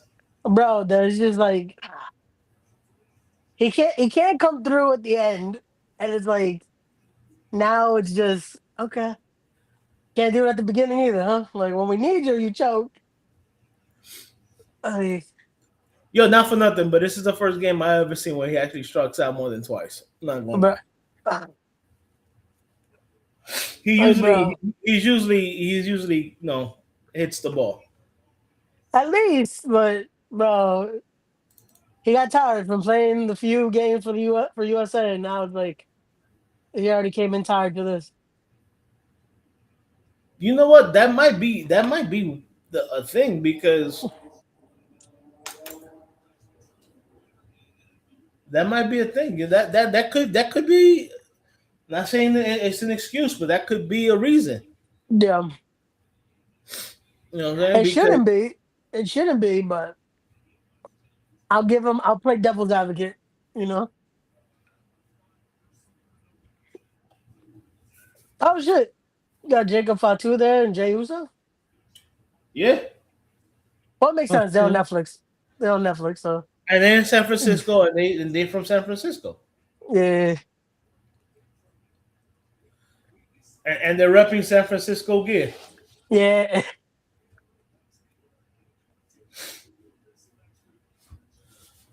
But yeah, I mean, it is what it is. But Ray, are you ready for some football? I, I know that baseball just started, uh, but dude, football still has dominated the storylines in sports for at least for the last month or so. yeah, man, like I said, I just hope we do something, bro. Like it's hard being a Giants fan, bro. It's hard. Listen, man, I grew up watching the Giants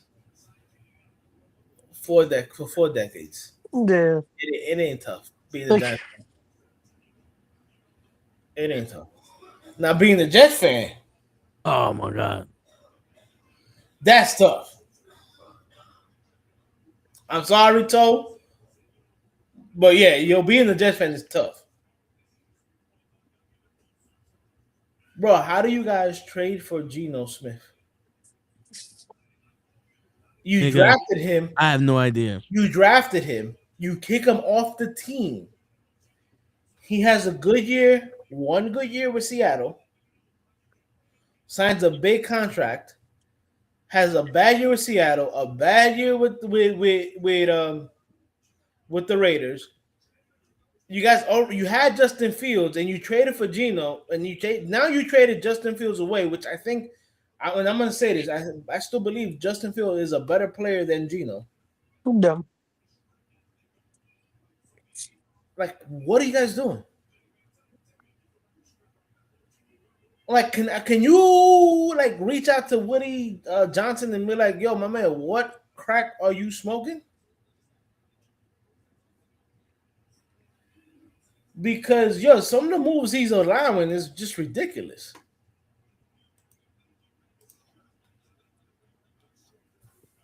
It's bad.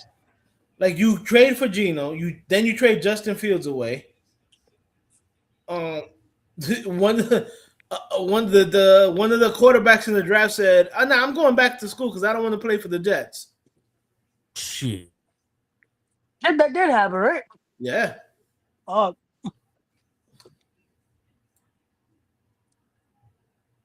Bro, think about this. I truly believe, no lie, and I'm sorry to say this, and if it happens, don't blame me. The Jets have the curse of Joe Namath. I believe it. Until Joe Namath passes away, I don't think the Jets are going to do anything. Because Joe Namath wasn't even that good of a quarterback. His claim to fame was that he called his shot at the Super Bowl. Yeah. Now, he's in the Hall of Fame, right? He has more interceptions than touchdowns. Normally, if you have that, you're not in the Hall of Fame. Yeah. So yeah, And he bring the Jets the Super only Bowl. So that's what makes him. That's what makes him good. That's it. That's the only reason why he's in the Hall of Fame, because he won the Super Bowl and he called it. He goes, we're gonna beat the Colts.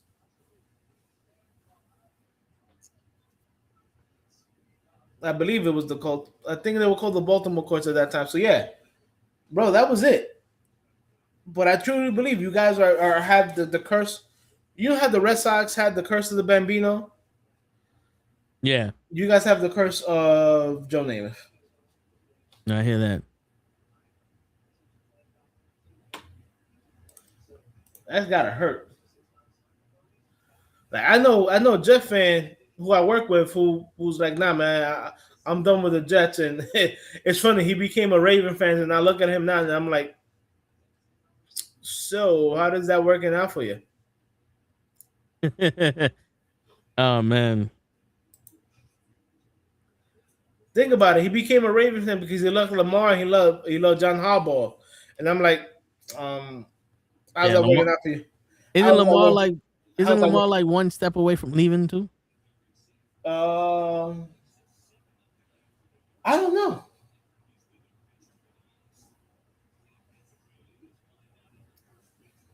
I don't know, but I will tell you this: the Yankees are winning 7-0, and Aaron Judge hasn't done anything in this game.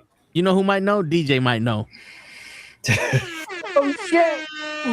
Oh shit! 1, 2, 3, strike shout. Word. Well, we just saw your boys at the San Francisco game. Which ones? Jay and Jacob. Oh, okay. Yeah, that's what I did hear. They were gonna be there to get the crowd. Well, I mean, they're from San Francisco. They're from South San Francisco, so that makes sense. I do not expect Bailey to be there though, even though she's from San Jose. Well, she probably would have been with Jay and Jacob, because every time I see her at the 49ers game, she's with all the motherfuckers. Right. No, I can see her being a 49er fan, but unfortunately, I have the feeling she's an A's fan if you live in San Jose. Makes sense. Yeah. Even though now you're gonna have to go to Vegas, but hey. Make a weekend out. Not for nothing. Growing up in the 80s, I was a Giants fan, and my second favorite team was the LA Raiders, Mm-hmm. or the Oakland Raiders. Mm-hmm. So, and now they're in Vegas. I mean, make a weekend out of it, and for most LA Raiders fans, like we're like, yo, this is actually closer than going to Oakland, so it's not bothering us at all. Really? Yeah. Las Vegas is way closer to Los Angeles than Oakland is to LA. Way. That's insane.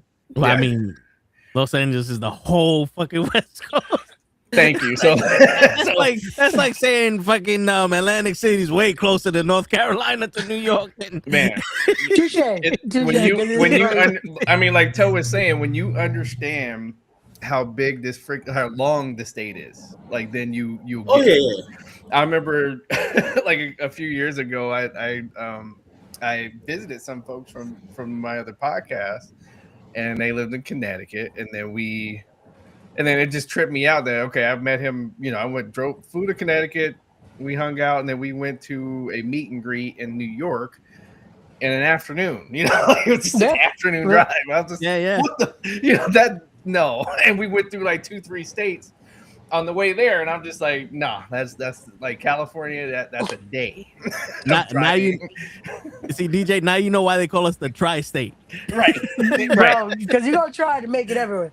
Like, And you can, man. Yeah. You can try. I mean, and unless you're going into actual New York State, because right. Yeah. Then travel. yeah, that's gonna take you. Yeah, that's gonna take you to get I mean, up yo, there, Anywhere like, to- past Westchester's upstate. yo, people forget Buffalo is 8 hours away driving. Damn, bro. But that's not New York. It is New York. No, that's New York It's- State. There's a difference between New York City and New York State, bro. Right. Just like, yo, And dude, there's a difference between LA and Oakland. yo, apparently. dude, it's funny. It's a funny. big difference. It's- yo, there was when I was in Florida, there was people like, oh, I'm from Jersey. And we're like, I'm just looking at them like, and what does that mean? It don't mean you from New York. Like, I'm not from Florida, so that doesn't impress me.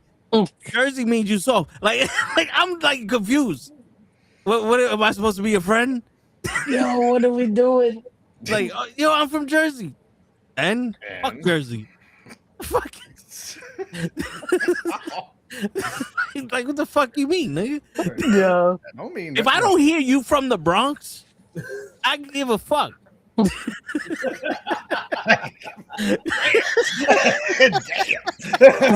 Word. Like, Yo, you sound me like when technicians come to see me in my office and they go, I'm here to pick up a part, and I go, you have a work order? No. All right, so what do you want me to do? word. Or like here for wanna- you LA, want a it's like, cookie? oh, I'm from LA. What part? Orange County? Nah, dude. Just stop talking. Stop Word. talking. So, you're not from LA. Stop. yo. They're gonna fake you, be like, yo, I'm from the Bay. I'm from the like. Nah. So DJ, if I go out from Laguna Beach, I'm not from LA. Hell no. Hell no. You're not even close to LA. You are in another county. You don't in even- Mexico, Man, motherfucker. the only reason I know On about election day, we don't even vote for the same shit. Like that's how. Damn. Damn. no, Laguna Oh, man, Beach. so you got a different comptroller. Yeah, Laguna Beach is definitely a red. man. Yeah. Nah, but yeah, Absolutely. dude. Nah, but yeah, We was talking about LeBron being soft, DJ. Oh well, I'm in full agreement with that. Oh no, wait. We was talking about football at this point. Yeah, we Wait, finally got the- Lamar we got the Jackson football. leaving. Yeah, it's like, is Lamar Jackson like a footstep away from leaving the Ravens? Mm-hmm. You think so, or you think he's gonna? Oh, stay do with I them? think Lamar Jackson will ever lead the rate? Well, I mean, he's getting everything that he wants. Like he's the one he was in the job interviews for the coaches and everything, right? Shit. yes, he was. Okay, even though he lost his center, thank you, Ravens. I'm But sorry. in my opinion, 3 years, $81 million, $27 million a year. what are you supposed to do when you're the Raider? Like, so it's like, dude, I gotta pay you to come here because we didn't have that great of a record. Yeah. Everybody keeps it. Like, what does everybody keeps? Oh, their offensive line is bad. I don't know. And then so they go and fix the All I offensive gotta line. say, And all I so gotta you say have is- to pay him. I got a couple of things to say, but one, Ray, lay off the juice. I see you. That's just It's water. I see you. Nigga, I ain't never seen no water in that kind of a container. yeah, when you got a container that's not clear, that shit ain't water. Ray, you got That's you vodka. doing you Do I got got- HGH in there. So I gotta show that it's water. Like I don't know. Shit, Yeah, I I see mean, look like yeah. water in that light. Yeah. when you mix the powder in, it goes clear. Like we No. already know that. Word. Put a glass. Let me see a Look, glass. I And got put some water. I ice got in water it. in this cup too. Look. Yeah. there's technically water in this. So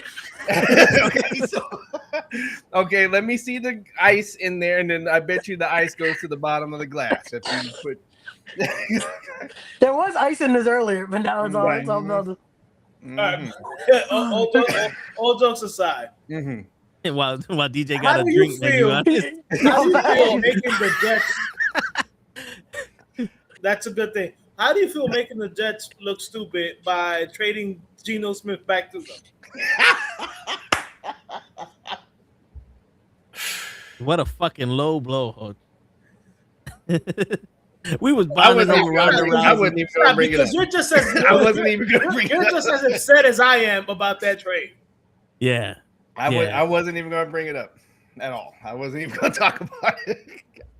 I've been completely satisfied with this offseason. I would just say that. There's nothing like to me. Again, giving their what the position that the Raiders were in. This is I don't think they could have done anything better. Now, is this the first year that Brady's really involved with the Raiders? Yes.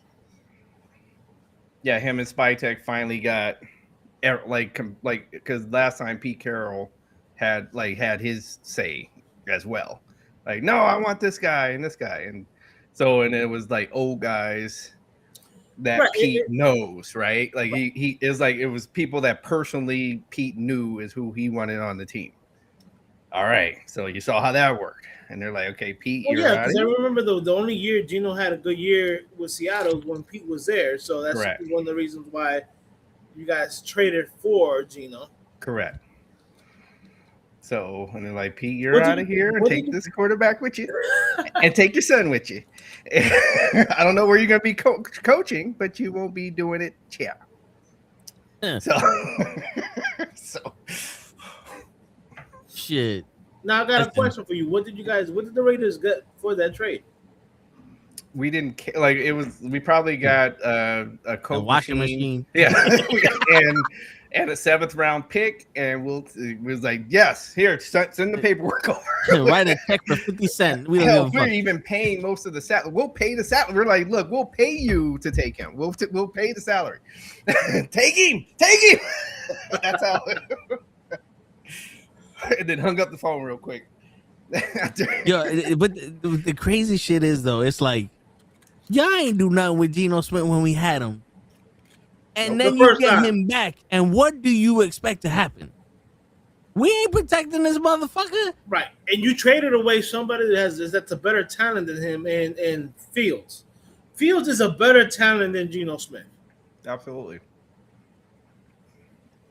I'd rather have fucking Mike White. Yeah, well, you've been saying that for like 4 years now. Yeah, I did. Those 2 games he played showed me that this motherfucker got some heart. Yeah. Cause like shit, man. I was listening to the radio now for those kids that don't know what the fuck a radio is. That's what we used to have to listen to before streaming. FM. If it wasn't on TV, radio. you better turn on your radio. Yep. Word. They were talking about at least Geno Smith know how to get the team the number 1 draft pick. He does not. Every team that he leaves, he leaves the team better than when he got there. How about that? But I tell you one thing though, we're gonna be the only motherfucking team in history with the number 1 draft pick and have no other choice but to trade that motherfucker because no one wants to come to this team. Everybody stays for another year in college. Yo, dude, imagine that. The Jets with the 1st round draft pick. The Jets have traded their 1st round draft pick between 4 different other fucking teams for the 16th round pick in the 1st round, and then they get a fucking offensive lineman. Because Manning, like, is he a junior or a senior? It depends. He's a junior. See, It depends. So if he saw the Jets, Yep. he's like, no, you know I'm what? I'm a like, you know what? I like my teachers, and I need to learn more. Right. I'm not ready for real life schooling. right. Like, please. I still got a pop quiz on Tuesday. I can't do this. I'm sorry. I like math, and I'm gonna be a scientist when I grow up. I don't know why it's IBZ. I want to be very well educated. Word, but let it be the Browns. Educated. EDKEDTED. Educated. Yeah. And that fool was gonna get a, Word, get a but certificate too. Why? Word. But let the fucking Browns be the number 1 pick. I'll be in that motherfucker. I'm the baby daddy. I got my education. I'm good. Word. Fuck this school. It's like, I was about to say that because they're saying that they're still predicting the Browns to have the worst record next year. shit. Well, that's good. And I mean, we know why that. I mean, because people The do Browns not like, suck? and they don't like Sanders. So, okay, that's the other reason why. So they might not like. I mean, we might have a fight for last place here. So, like there was a whole article talking about with Archie Manning say, I don't want to play for the Browns like Eli said he was going to play for the Chargers. Bro, we're still like a year away from that, and that's already a topic. damn. Yo, dude, how is it crazy how the first pick of the draft prospects are talking about I'm only going to these 3 teams. Nigga, that team just won the Super Bowl. We ain't got a first round pick. You gonna get picked in the 4th round if you want to go play for that team. Right. But put it like this: you want to go play for that team? That team probably already has a quarterback if they're in the playoffs or in the Super Bowl. They don't need you. Word.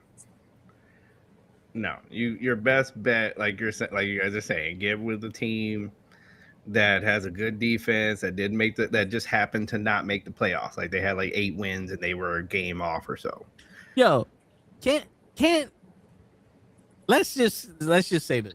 Okay. That's the number 1 draft pick. Archie Manning's there. He's like, yo, I don't want to play for the Jets. The Jets trade the first round pick to the fucking Panthers. The Panthers draft Archie, then the Panthers trade Archie to the Jets for the 4th round pick, and then the fucking Jets still get them pick. And it's like, fuck you now. You didn't get drafted by the Jets, but now you play for them. Like Kobe Bryant, you didn't get drafted by the Lakers, but you saw it's the only team you ever played for. Man. Can they do that? No. I don't think I that. said no. No. I was like, I feel like you might be able to do that in Madden, not in real life. Yeah, there you go. And the reason I say that is because if he's saying he's not playing for the Jets, I'm pretty sure that any team that drafts him, they're gonna know if you try to trade me for the thing, you know. Because you forget, he can say I'm not gonna sign the contract and sit out a year and then go back into the draft next year. Or I'm about to say, or is he like a free agent after that? Or no, he does a Bo Jackson. You're right. He does a Bo Jackson. But Bo Jackson told Tampa Bay, "You're gonna waste your pick," and then they still did it.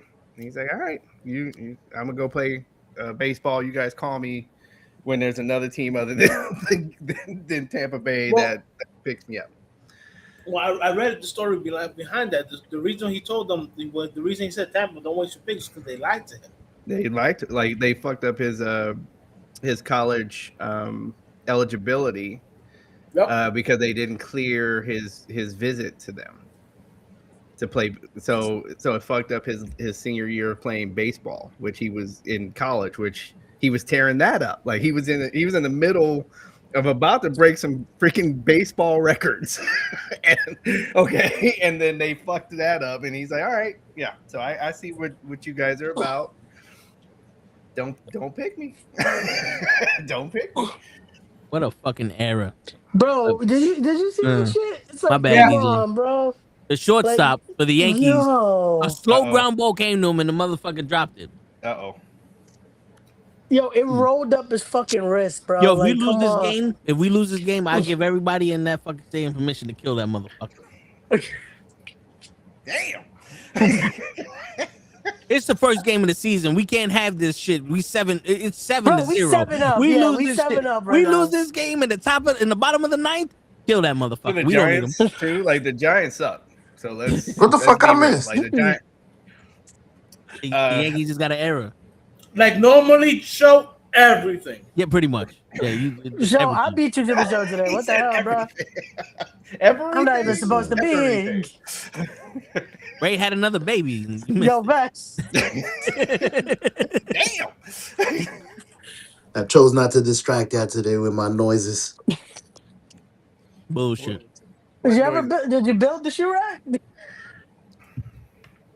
He ain't Yeah, finished. I do. I'm at work now, man. That shoe rack's Yesterday still was at his home. wife's birthday, so happy birthday, Elena. Who? Joe's wife. Happy It was her birthday, Lay. yesterday. I said Elena. Oh, I thought you said Lay. I'm like, fuck out of here. Oh, you mean Y'all Cruz? motherfuckers don't listen when I speak. That's what it is. You mean Cruz wifey? You said Joe. I don't think people know Joe. I didn't say Joe. I said Elena.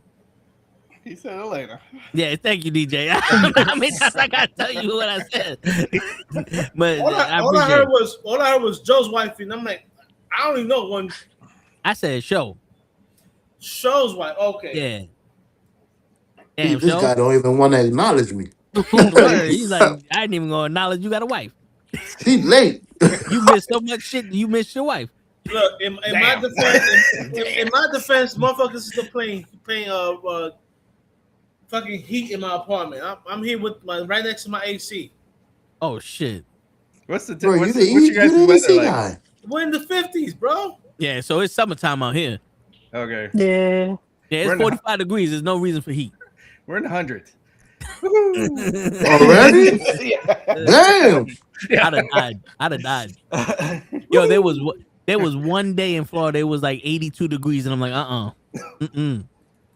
Yeah, Charles I'm started driving. overheating. I'm driving my car and putting the AC on. I don't care how bad you hate the cold. Word, nah, Yeah, I'm gonna say we're not doing this. We're not doing this. nah. 100. I don't need no sweat in my life. Fuck out of here. Yo, what are we What? doing? I treat sweat like a fucking free agent treats the Jets. I ain't going with it. I swear, like a free agent to the Jets. a first round draft pick, and I ain't going there. they go into Shit. pro days. If they see when they see the scout for the Jets, they start dropping balls and shit. Like, oh, Word. wait, oh, so you don't want to draft me? Come on, Word. man. It's funny. I'm gonna play another They year. like, wait, even the Bull Boys dropping the shit. It's funny because if you're an offensive player, Jets is now the place you want to go. Now, if you're a defensive player, Might be all right. Yeah. Yeah, but you're gonna have to do extra. You're gonna have to do the fucking training Rocky did for Drago if you're gonna play for the Jets with all the time you're gonna spend on the fucking field as a Yo, defensive Max. player. It's so so easy way out. Word. There's no shortcut home. There's no rest in between plays. not on defense. But that's what I'm saying. Your name gonna get up there, and that way, when your contract is up with the Jets, you can cash in, cash money. So they're the NXT of the NFL, is what you're saying. Yeah, Basically. defense, yeah. I mean, Damn. remember, look at the that post I posted in the group. At one point, NXT had Rhea, Bianca. Who was the other girl? The That, roster, yeah. yeah, I mean, Raquel. Alice and Raquel. Yeah, it was Raquel. Uh-huh. Oh, yeah. And there was a segment where they were all in there. Yep. Well, right now we're at a stage besides Randy Orton where NXT is the whole roster. Basically, yeah. Yeah. Basically, Which is by design, like that's kind of what they wanted. well, Yeah, but the problem is they forgot that these people could wrestle. And that And is that they're a game. wrestling company. Like I know tomorrow we got a lot of shit to talk about, but I'm gonna just say this. When Bailey and Oscar win a match, and the match is Bailey and Lyra versus Oscar and Kairi Sane, that's a problem. When that match looks like it's being move for move choreographed, and these girls ain't learned the choreography before the match started, that's a problem. We don't need that. We know they can. Bailey is one of the best wrestlers they got. She can do it. You don't need to hold their hands no more. I'll hold their hands. That's not your job. Like You wanna stop this hold shit. something else. You don't. I wanna hold your butt. No, yeah, but I mean, but that's for tomorrow. But shit, nigga, damn. But yeah, that's what's up with the Giants? Because apparently now they're fucking winning the Super Bowl. Apparently, everybody. are we? Bro, I don't know. I hate that. I hate that. Uh-oh. We Yankees haven't won. had a great offseason. We've had a good offseason. Mm-hmm. We still need work on the offensive line because we still need a starting caliber right guard. Okay. You know what I'm saying? If you guys get that now, where are you guys in the draft? Number 5. 5. So get homeboy from Penn State. Get that Samoan guard. That's a little bit too high for him. Isn't that Roman Reigns' cousin? It wouldn't surprise me. They're all cousins. It would not shock me one bit. They're all cousins. But my whole thing is the Giants are in a bit of a pickle because in the draft they have the number 5 pick, 37, and because they traded away the 3rd round pick last year to trade up for Jackson Dart, Okay. they don't pick again to 104. That's a big stretch. If you're going to see a lot of players. So let me say so you're saying like that's like a huge like that guard is like a huge hole for the team, right? Would you like if you were to rank the holes for the Giants, would that be the number 1? I guess is my question there. The needs. What would be the rank of the needs? Receiver? No. Here's why. Even though in free agency they did sign Likely from Baltimore and Mooney, you don't have somebody. Remember, Malik Neighbors might not be ready at the beginning of the year. I don't think so. Yeah, I don't think so either. You know what I'm saying? So you need a wideout. Okay. You mean white people? But think about this. 2 years ago, with your number 1 pick, you drafted a wideout. See? So why you need white people? In 3 years, you're going to draft 2 wide receivers in the first round. But you could so you could say so when Neighbors comes back, and you have like let's just say Lemon right from USC. I'm actually a big Tate fan. So or Tate whatever, and now you got both those guys. Is that for Dart? Is that a bad thing? No, it's not. Okay, so that's all I'm saying. Well, no, but see, my whole thing is that you have that at the wide receiver, right? You signed this kid Emmons from the Bears. I'm not a big fan of his. He's all right. He's one of those. Exactly. Yeah. But you have somebody like Sonny Styles, coming out of, you know what I'm saying? I'm like, I'm not big on Caleb Downs, and I know a lot of people are like, oh, but why? Dude, you spent a 2nd round draft pick on Tyler Nubin. You signed Javon Holland last year to a big deal, and now you're gonna waste a top 5 pick on a safety. Normally, you can only play 2 safeties at a time. You know what I'm saying? Right. Like I get it. Everybody's like, oh, he's the difference maker. And I'm like, yeah, but remember the Giants used to be known for their linebackers. The Giants haven't taken a linebacker in the first round in like over 25 years. Wow. Right? Wow. They've been struggling to ever since. Now, mind you, their last great middle linebacker was Antonio Pierce. He wasn't drafted by the Giants. We signed him as a free agent away from Washington. And my whole thing is, if I'm not gonna trade down, then I want to take Styles. This is a big class for wide receivers. Like there's good wide receivers up until round 4 that you can get.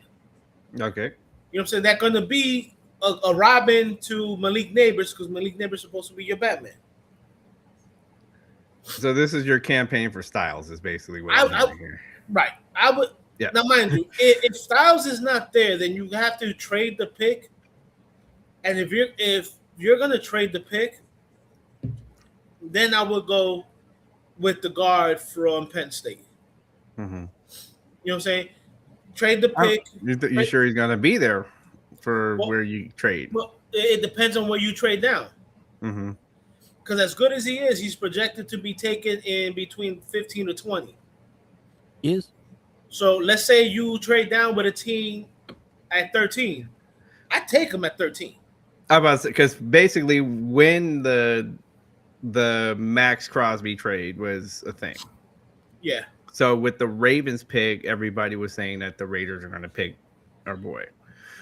And everybody's like, that's you can't do it. Like you get Fernando Mendoza and our boy. Damn, that's okay. Now you done fixed you fixed all two problems right there. So okay, so yeah, I can see that. I think like I have a feeling Sonny will be there, in my opinion, because of the teams ahead of you. Here's the thing now, because after free agency, now they're saying, well, you know, the originally happened the Jets were taking to take the edge rusher from Ohio State, Reeves or whatever, right? Who I don't think is that good, but yeah, right. And I'm looking at his tape, and I'm like, you know, Brian Blay, like the two other guys look better than he does. I agree. You know what I'm saying? And I know one of them was like, "Oh, but his arms are short." I'm like, "Who gives a fuck about Nobody his gives arms? a fuck. Yeah. Can he get to the quarterback? That's Right. all I really care about. I don't care if he. Yeah. I But don't care if he. the problem is the Jets in free agency signed to edge rushers. Mhm. So it's like, okay, now they don't really need. They can go with the best player there. So they're like, yo, the Jets need a middle linebacker. Mhm. So they're saying, yo, Sonny Styles can go to the Jets at 2. Mm. You know what I'm saying? And then they're saying that Tate might be taken by either Arizona or Tennessee. Mhm. Or I can or see. whatever. I can see Right. both of those things. Yeah. So I'm like, look, my whole thing is, if the player that you want is not there, Mhm. don't reach for a player. Trade down, get more draft picks. Right. Now, if Sonny Styles is there at 5, you should be running. Yeah. Yeah. You shouldn't even let the time run in. Just As soon as you hear Tennessee call out their player, Yep. as that man is making his walk Yep. to Your pull paper the should hat, already be in. Yep. you should be able to be like, yo, here's my pick. Yep. Don't go to commercial. Yeah. Don't even go to commercial. We know. Right. This is the first right time here. it's ever happened. We're gonna have 2 Stay right picks here. back to back. Word. Yeah. Don't even go to commercial. We Right. got it. We got it. Because my thing is We already shook that man's hand. The thing that scares me about Downs is that not only is we already have around you, the Giants have 2 safeties on the contract, and in the free agency they signed Washington from the Ravens, and they re-signed Jason Pinnock. So they got 4 on the team already. Like, why would you? If the deal was to draft Downs, you wouldn't have wasted money on signing 2 more safeties. That's what I come away with. But also the question about his knee, and everybody's like, "Oh, does he have the degenerate knee injury?" He say he does it, but some doctors say he does. Now, could it be smoke screens? Absolutely. Well, yeah. It's like we're playing football. All of us have right. Now, to me, the whole Giants falling in love with the running back from Notre Dame. Oh, geez. I think that's a big smoke screen. Right. Because Harbaugh loves to run the rock, and Cam is like one of those running backs that's like, he is what John Harbaugh likes to do. You know what I'm saying? Like, John Harbaugh doesn't care about the home run. He wants to control the trenches, and Cam Scatterboo is that kind of running back. Yes. And people forget, if you want a home run threat at running back, we already have Tracy. You know what I'm saying? Yeah. And not for nothing, you restructure Singletary's deal to keep him on the team. And we have this kid on the practice squad called Turbo Miller. And the reason he's called Turbo is because he's fast. You know what I'm saying? So I'm like, I think that's a smoke screen too, to maybe scare some teams away from Sonny Styles. Like I said, my pick will be Sonny Styles. If he's not there, you trade down, get a couple more picks, get the kid from Penn State to play your. Now, mind you, he plays guard. John Runyon is in his last year of the 3-year contract he signed with the Giants. So next year you're going to need a guard. You know, right now you have John Runyon, and you re-sign Evan Neal, who was a bust at tackle. But like I told people after his rookie year, it's like, yo, his rookie year he didn't look bad. He didn't look good. But don't wait like you did with Eric Flowers to bring him into a guard. Remember, the Giants refused to make Eric Flowers a guard when he was with the Giants. Then he goes up to Washington, and Washington's like, yo, we're going to play you a guard. And all of a sudden becomes a good guard. You know what I'm saying? Now, people forget, and I know I've brought this up on this show. In college, Evan Neal's the position that he dominated the most wasn't right tackle or left tackle; it was left guard. So I was saying since he was drafted, I'm like, yo, okay, why don't you play him as guard right next to Andrew Thomas?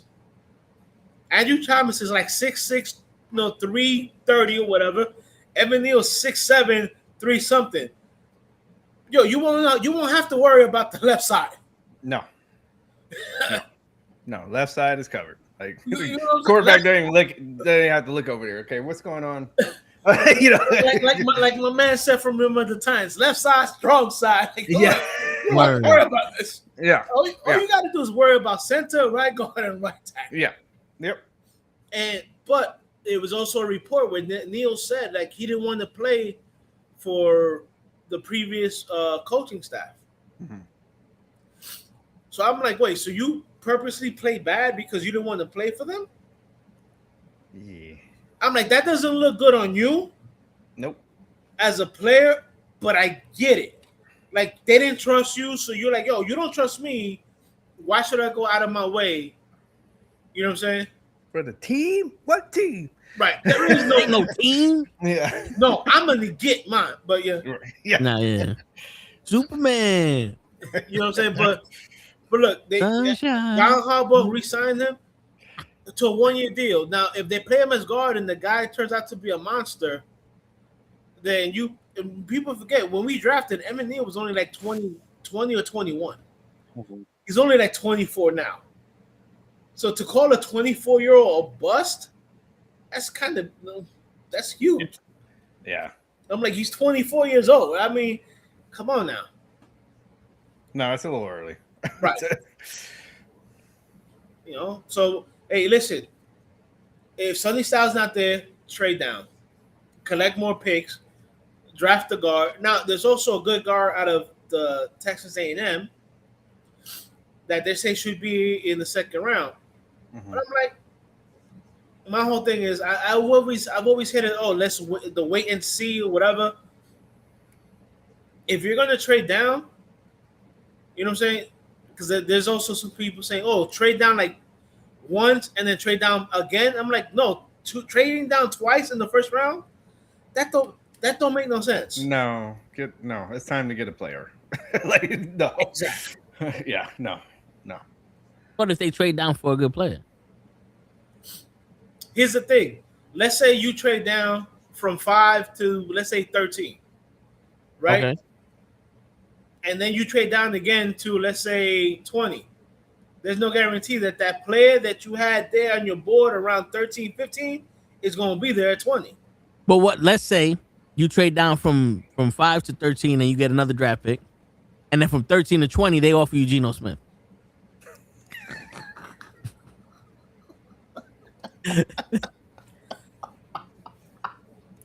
Yo, I can take an Uber to your house right now. I'll jump in that Uber with you, my nigga. God damn. Bring a cigar, though, bro. So you're like me. You're desperate to get him off your roster. I don't know how this fucking guy got on our roster. Because he had that one good year with Seattle. Hold on, Seattle gave him that big ass contract. I just want to ask a question. Okay. Why would you go to Baskin Robbins and get an orange ice cream? And then go to fucking Haagen-Dazs and trade that orange ice cream for an orange ice cream? What was the point? Bro. I can't even tell you. Not for nothing. That's like getting in like the best orange soda, which is what, Sunkiss? Right. And then going and trading it for Fanta. I don't have a Fanta, but yeah, word. It's I don't get it. I don't get it. But that you might as well have just fucking got a different player, like a different position. I get it, bro. I don't like Canada Dry ginger ale. I like Schweppes. But go ahead. Oh no, I hear you. But here's the thing, though: when you have a lifetime supply of fucking Canada Dry, you drink it. Right. You drink it. So you're telling me you've had a lifetime supply of Geno Smith? No, we had lifetime supplies of fucking Fields. We didn't need Geno Smith. We had Fields. Justin Fields. Justin Fields could run at least. Right. Justin Fields. And the thing, and Justin the Fields is other a better thing, player. Yeah. He's a better Yo. player than Geno Smith. It's just but the thing is, Geno Smith, Justin Fields has already been with the team. right. He's already lost with this team. If you make an offense around him, like the game plan, something where we needed, because in the defense they just say go get the ball. That's it. Like, in all honesty, we saw the water boy. You know That's all the defense really needs to do. Go get the ball. Get me the ball. We All watch the replacement replacements. players. All the Yeah. replacements. I need the ball. Yeah, You give need me the ball. I want the ball. I need the ball. I want the ball. The offense is like, we got the ball. I don't know what to do with it now. You know what I'm saying? But if you made a game plan and you made plays that actually help Justin Fields out, You know, could like an probably offensive win a few line. games here or then. You know what I'm saying? Maybe get an offensive line, protect them, because that's another thing. What is Geno Smith gonna do in the 2 seconds he got to fucking do something when the fucking defense is gonna hit him? The same thing he did the first time he was with the Jets. Now, if we would have got Cyborg, like a fucking like the DC character Cyborg that can process millions of fucking outcomes in a millisecond, we don't need an offensive line. He can throw the ball to whoever the fuck he wants. He got plenty of time. We got Geno Smith, who won with the fucking Seahawks. He had protection, and that 6-man is fucking crazy. But we don't have none of that in the Jets. So what are we hoping to get here? What? Because they don't have to make the jerseys. They just had leftover jerseys. You're hoping to get a number one. They're saving the fucking. You're hoping to get a number one round draft pick overall. That's what I. That's. We would have had a number one draft pick if we didn't decide. Fuck it, let's blow out the fucking last team in the fucking season. We pull the Giants. Yo, not for We're nothing. winning this game no matter what. Not for nothing. You guys traded away Justin Fields to KC for like a 7-round draft pick. We needed that defensive player. I'm gonna tell you right now, KC's offensive line is not the greatest, but it's decent.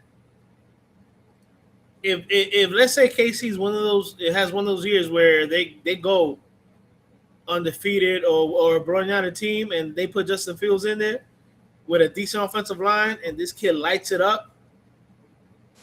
A lot of people are gonna be like, "Yo, where was that at?" And then I'm gonna say it's the first time he's had an offensive line. He didn't have one with the Bears. You know what I'm saying? He went 5-2 with the Pittsburgh, and the moment that Russell Wilson's hamstring healed, Pittsburgh said, "Oh, we're going to sit you down and go with Right. Russell." And then last year with the Jets, he was running for his life again. Yeah. You mean like the defending champion Sam Donald? Yeah. Yo, dude, it's crazy. Think about this. Besides Mark Sanchez and Chad Patterson, because he blew out his fucking shoulder, every quarterback that left the Jets had at least some kind of success somewhere else. It shows you that the Jets ain't ready for no quarterback. Damn.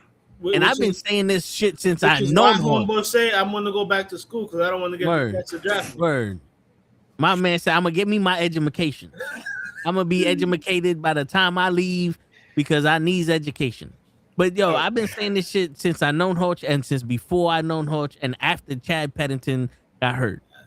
Everyone on the Jets needs to get fired, and we need different people hire. Like You I need said, a new owner. You whoever, need a new owner. whoever makes decisions, like let's be real. I'm dead ass serious. The people who go to the stadium, if someone says, "What do you want to drink?" and someone makes it the fucking decision, I want a Coors Light, fire his ass. I don't want nobody that's in the current administration or in the season ticket holder that has ever made a decision anytime in that motherfucking stadium to be around. Not for nothing, but DJ for years is like, yo, we had we couldn't wait until Al Davis, gave up on the team. And now Mark Davis is pretty much out the team too. You mean for Al? We had to wait for Al Davis to give up the ghost. Is what we had to wait for. Same thing the Cowboys are waiting for. Okay. Yeah. And see, Mark, at least he gets the fuck out of the way. He's like, okay, I'm gonna hire you to do this stuff, and I'm gonna get out the way. And if you don't do the job, I'm getting you out. Like, so I got to give him that much credit. What happened to Gruden? He had no control over that. Like, that's. Right. Okay. Now, they find so again with their offseason, this is the first time I can finally say that the Raiders actually made like grown up moves when they had money. Like usually they go and find the biggest name. Like so, we would have been the ones paying Mike Evans, $100 million because he's Mike Evans. Like that's usually what the Raiders do. Yes. Okay. This time they said no. We're gonna be smart. They went and they now have probably one of the nastiest front sevens that you can have.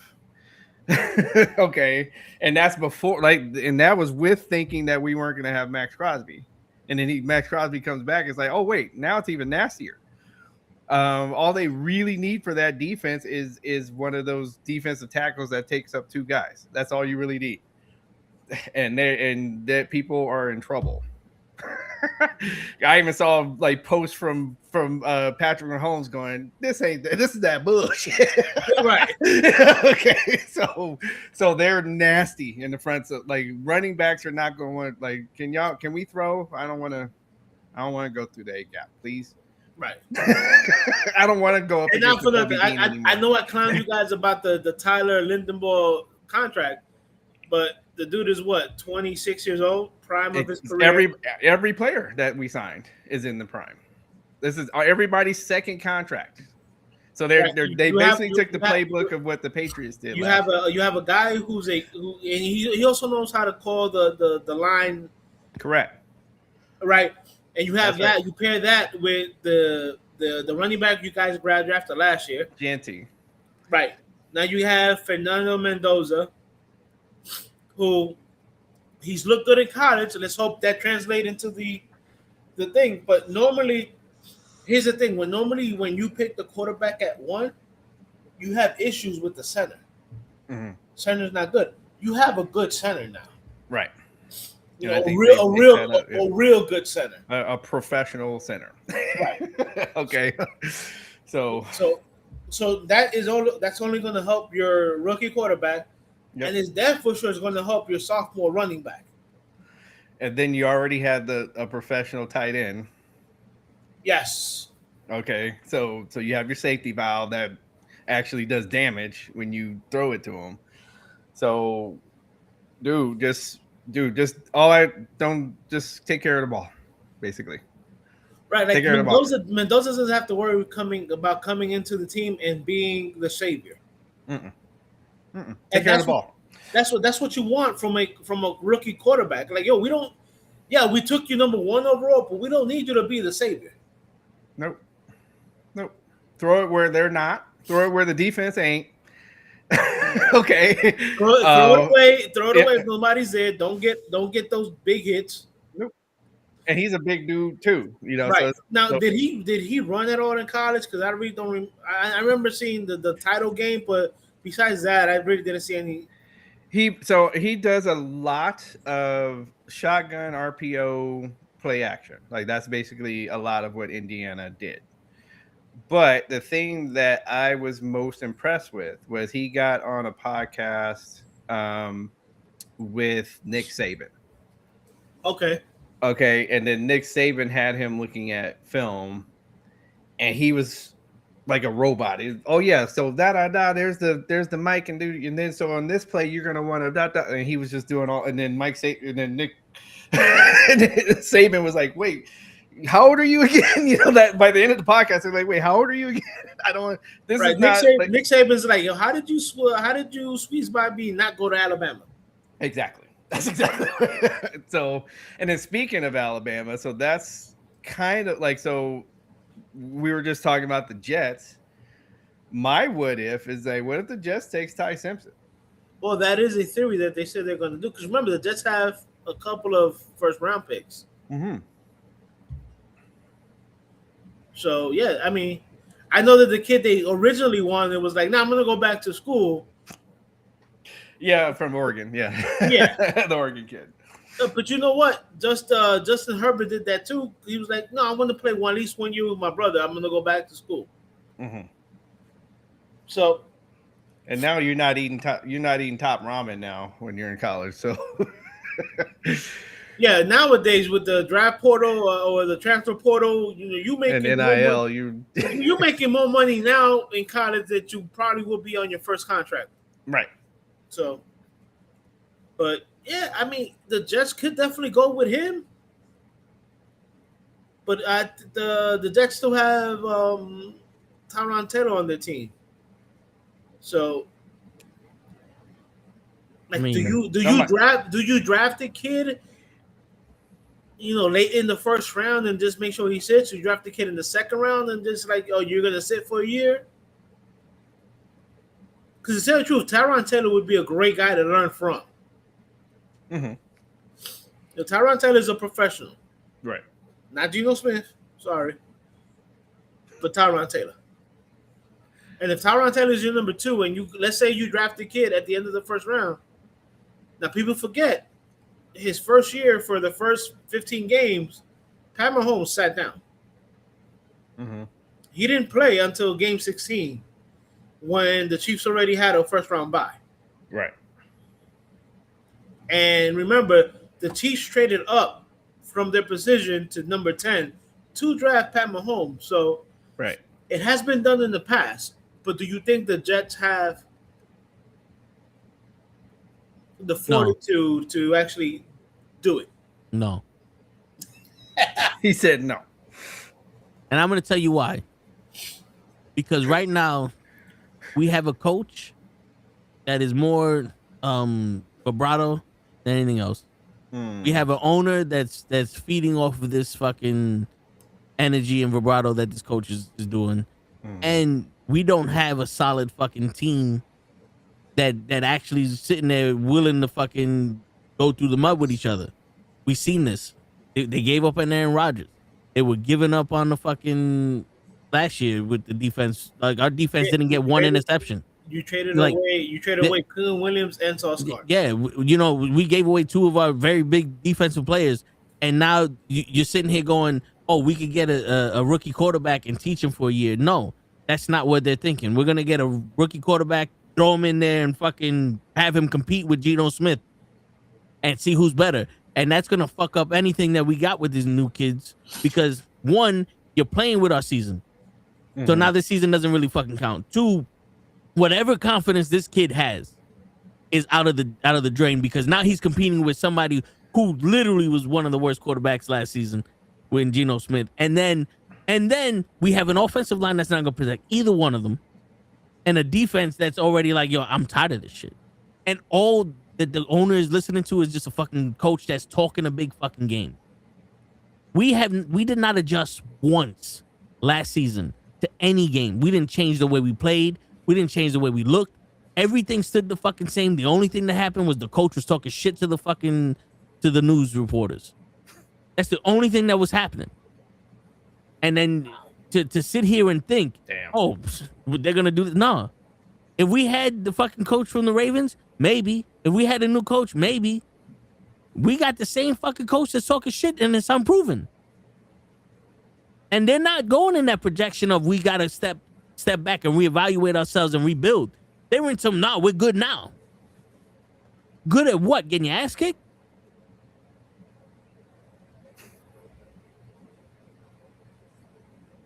Like, I hate to say it, but we kind of got the Ronda Rousey of fucking play of teams.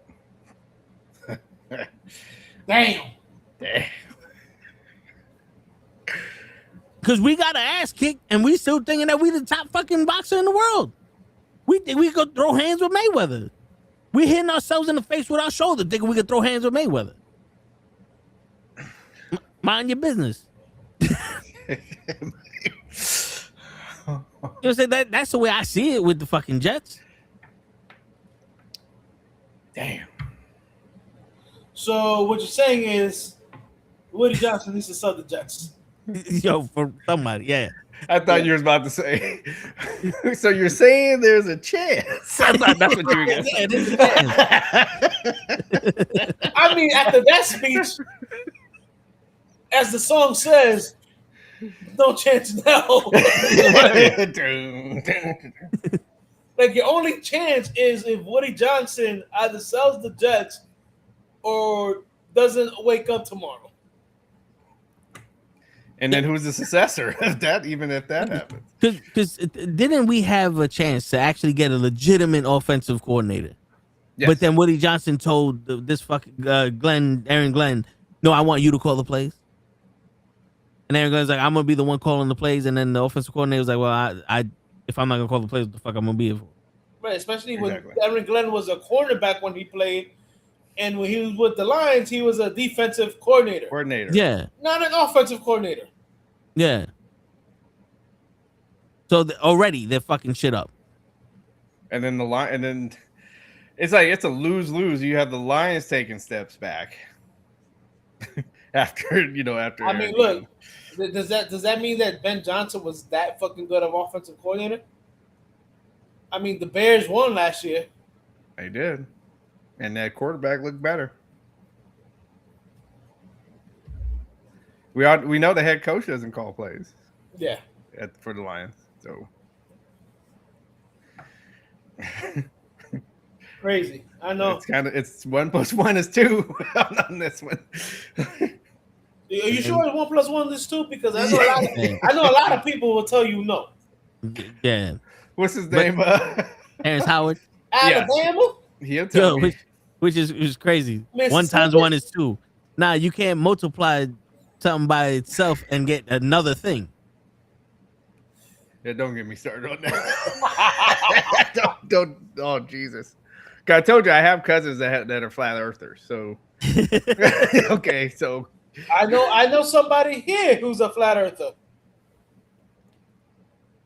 No, Krills. Oh, really? Yeah. We gotta talk to this. We gotta talk to this thing. Get YouTube, yo, Krills. I know you watching. I know. I mean, he's also a big LeBron fan, so yeah, we definitely. Listen, he's just digging the hole. Yeah. You know that this is what it is, and I don't mean this to sound racist, but it's the fucking truth.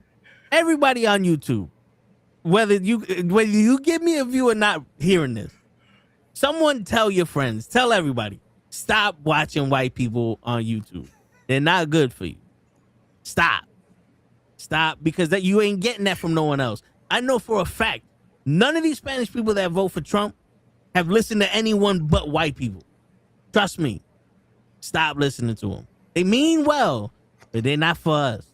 I mean, look at they in their own society. They can't dance. That's why their music, it seems like it's just a fucking bunch of noise that you kill goats to. It's okay. We don't need to fit into them. They try to fit into us, and that's beautiful. They don't use seasoning in their food. It's all right. Stay with us. We have done the research. I mean, stop with I did hear a white person say that white people still they don't have their own culture. They see other people's culture. This came from a white person. Yeah. And I was you can. And I was like, you're right, because they stole the blues, they stole rock and roll.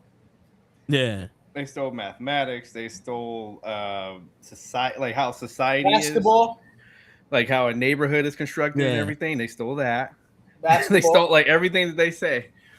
We did that. No, you didn't. Yeah. Okay, like you can go look at Picasso's paintings. There were already people in Africa painting that way. Not for Okay. nothing. Not for nothing. The fact that they claim that people forget that a black man created the air conditioner. Oh Yep. man. Yo, and apparently a black woman also invented the idea for what Wi-Fi is running on now. Wi-Fi, correct. Yes. And then You know who came up with the idea of color TV? A Latino. I mean, shit. That's right. Yep. Not for nothing. I mean, I believe it, because if I was watching the black and white TV in my head, I'd be like, yo, how amazing would this shit be if it was in color? Bro, but if you ask somebody that's white, they're gonna say, "Oh no, we invented that." No, Yeah, it was Tesla. Tesla and Elon Musk invented everything for these motherfuckers. Yeah, so Shit. But yeah, stop doing it. I got nothing against white people. I got white people in my family. Just stop, though. Stop. Because the ones that are out here leaving those messages are stupid. That's the problem. The ones that are actually willing to talk to y'all are stupid. And y'all listening. The two biggest YouTubers, the two biggest channels on YouTube was Joe Rogan and Andrew Schultz podcast. Yep. And they both have come out and said we were stupid. Mm-hmm. And my reply to that is, no, you was ignorant. You weren't stupid because we told y'all what he was about. Yeah. Oh, I thought so Howard Stern, the last day I listened to Howard Stern, he made a joke saying, oh, black people didn't invent anything. They can't even invent anything to straighten their hair. And then that was it. I literally, like, that was, I turned it and Meanwhile, I never Howard turned it. Stern has curly hair. You unplugged? And then and Robin cackling laughing. And I was like, yeah, it's time to. Which is funny because he is one of the biggest people against Trump, which is weird. But he had Trump so many times on his show. Because it's ratings. Yeah, that's what it is. He's a shock jockey. So whatever is going to be shock value, he gives it. I mean, but look, Joe Rogan's podcast has lost a lot of viewership. Like, because he flip flops. Like he doesn't like take a line and stand on it. Like that's why he's like LeBron. Yeah, that's the problem with this generation. This generation now, for us to be successful, we have to say what people want to hear. And then when they don't want to hear it no more, now we got to come up with a new line to say. And then people are, oh, look, you're fucking full of shit. It's like, yeah, motherfucker, but you're the reason why he was full of shit, because y'all was listening to it. The best. If he wasn't getting rated talking about that shit, he wouldn't be talking about it. My bad. That's all right. The best. I was just gonna say the best line ever said on television. It's on Rick and Morty, and it's Rick saying, "Your booze mean nothing to me. I seen what you applaud." Like, so I seen what you cheer for. So that is the best line that's ever been said on television. That's the best line ever. I don't care about your booze. I saw what you cheer. So, yo, that would be a hell of a fucking promo for a wrestler. Man, that'd be a hell of a fucking shirt. Yeah. Yeah. He straight. I was like, shit. But yo, think about this though, right? Because I know today's our sports day or whatever, but Joe Rogan. Huge with the UFC. Sports, so it ties in. Joe Rogan huge with the UFC, right? Yep. Have you on his podcast or whatever? Do you see him promoting UFC anymore? No, rarely. Actually, I saw them talking about how bad the pay is for the fighters and shit. That's what I mean. That's what I mean by rarely. It's not like a promote of the actual fight. He might have one of the fighters on, and then they'll talk about something that has something. But remember, no need to cut you off, DJ. But remember when he was first doing his podcast, every other word out of his was him promoting the UFC. Yeah, he had all the fighters and shit on there. Yep. Right, like you remember how we were talking earlier in the show, how like people don't promote anymore. Yeah. Yeah, like bro, on his show, he was people like you would know what UFC was coming up because all you had to do was listen to Joe Rogan. Right. Yeah. Yo, and not to change the subject, but to keep on Joe Rogan. Mhm. There was one time I literally heard him say how wrestling was fake and it's stupid and he doesn't watch it. And then 2 weeks later, he had the Undertaker on, and he's like, "Oh, he's talking all the shit about wrestling." I'm I like, remember that. what? Right. Wait I a remember that. minute. Wait a minute. Right. And then that's when What I got. happened? And then that's My when I man- turned my to man side said- eye the Undertaker on that episode. Yeah. I'm gonna say, hold on. Wait, Undertaker's like, oh, when there was like, oh, a lot of Californians are moving to Texas. He's like, yeah, bring your money and keep your politics. And I was just like, yeah, okay, Undertaker. Okay, Undertaker. Now I see you. Yeah. It's funny I love it when people say that because I'm like, yo, there's a lot of people out in California, and I see people moving to California, so I don't know what you're talking about. They always like California is that, and New York, is that, or those states that see we actually don't need to be part of the union. No, we don't. So we don't give a like. It's like, so we're gonna tell you how the majority of us feel, and we don't care how you like. So Yeah. you guys can talk all the mess you want to. Our taxes are actually paying your state, like paying for most of your states are underwater. If we left the union, most of these states would go like you would have nothing. 100%. Okay, so don't tell me how much I'm paying for gas. Don't tell me what's going on with my taxes, because guess what? My taxes are paying for you. Like I already know most of these states, you're not working, or you're working for like $6 an hour somewhere because you don't want. Bro, in God forbid. In a lot of these red states, the minimum wage is still like $7.50. Yes, they're still on the federal minimum wage, which is $7.25. Okay, and then when you try to raise it, oh, we stopped the minimum wage hike. I'm like, what minimum wage hike? So don't tell me, like, so again, like when I saw Undertaker say that, and he had on that show, if you go watch, he has the flag with the blue line going down the middle and all that bullshit. So I was just like, okay, so now I see where you are. I see you drew your line. Right. Yeah. Which is sad because. And the only reason why these people feel the way they feel and they say all that shit is because of the amount of money they make. I guarantee you, if he made my money, he would not be saying half the shit he's saying. Because most of the time, that's what the politics boils down to. It's always about the fucking economy classes. The rich go with the Republicans, the poor go with the Democrats. We don't give a fuck what else happens, just what's going on with my money. Right.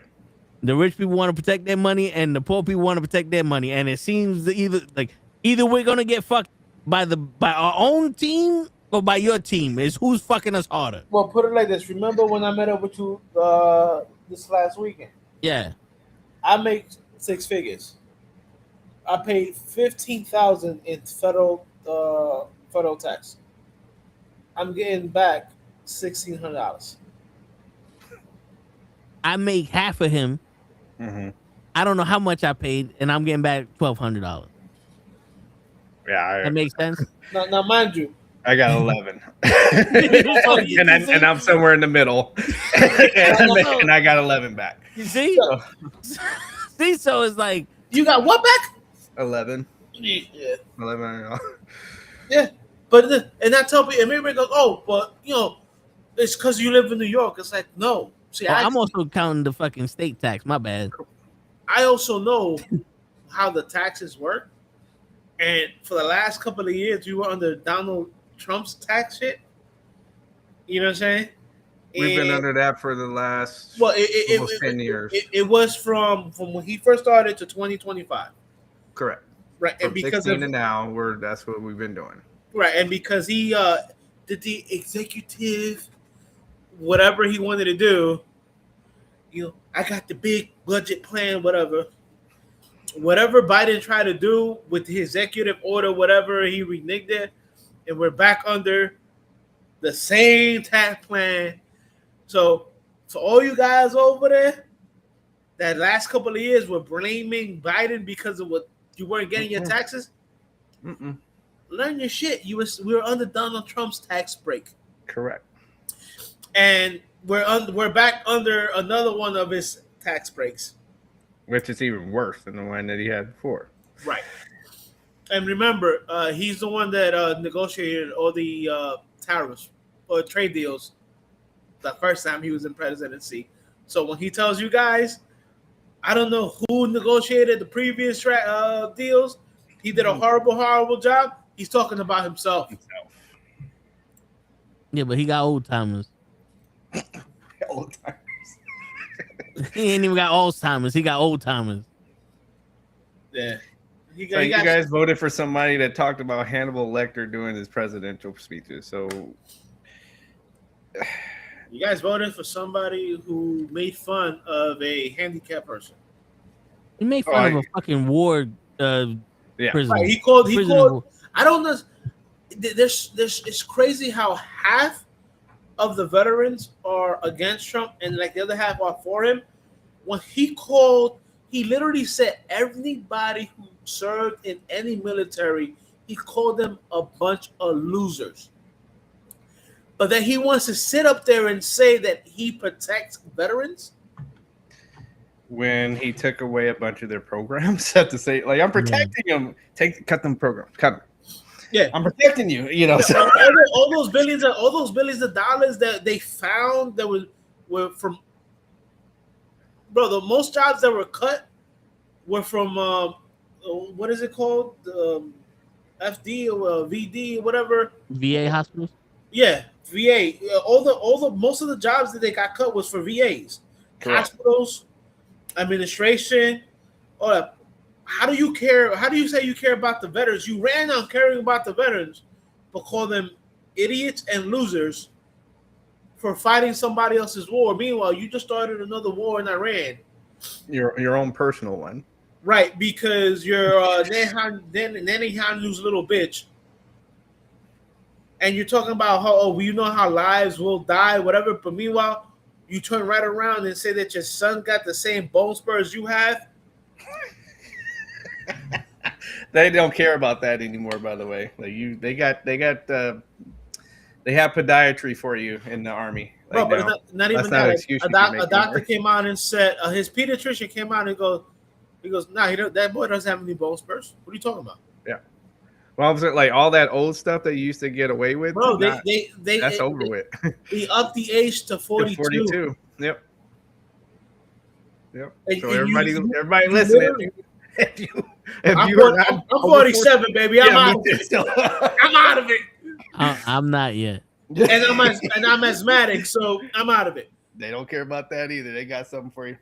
like I said, a lot of the stuff that I got something for me too. Yeah, but I'm 47 years old now. Yeah, 47, you're out. But yeah, all the little like being flat-footed, tall, bone spurt, all that little stuff. They're like, no. The only thing that doesn't we'll help you with that. The only thing that gets you out of doing that is if you're transgender. So you got to show up and I identify as. Remember, he passed a thing that they had to remove anybody who was transgender. They removed a couple of generals. Yes. From that. So no, that's true.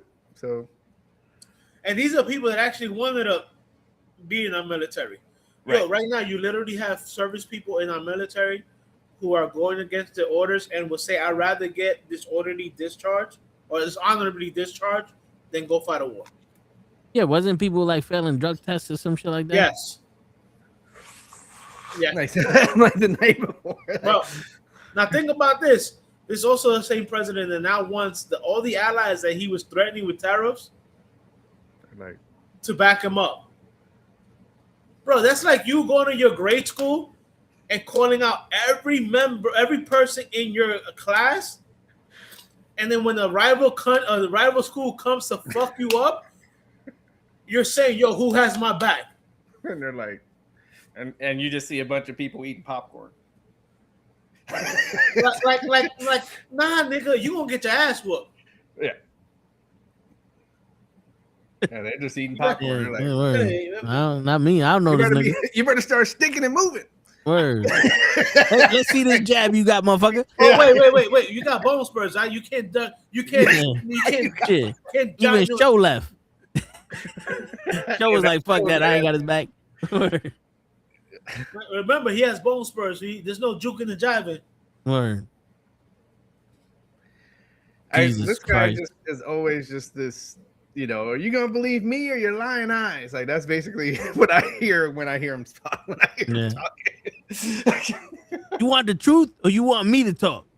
You can't have both. You can't have both. It's a big one. Word. And then somebody that says the truth on a news station. Your news station's not doing a very good job. Word. Like The Newsmax. audacity. Like It's when he funny. said that to the Newsmax guy, I'm like, wait, Newsmax is completely right wing. Right. Yo, here's the craziest thing, bro, that I read in the administration. There's literally 30 people that used to work for Fox News. Mm-hmm. 30 people in our government that used to work for an entertainment channel, because that's what Fox News is. No, they Yes. lost it when they lost their court case. They had to say under oath that they are satire, is what Yes. they call themselves. Yeah, Fox News. Yes, they're not real news. they're satire. Mm-hmm. Like literally, if you go to their website, it says for entertainment. Wow. But according to a lot of the people who wear those red hats, they're not the fake news. They're the real news, and they're the. I'm like, bro, they're literally the equivalent of the what was the newspaper, the National Enquirer. They're literally the equivalent of the National Enquirer. I thought you were gonna say the Onion.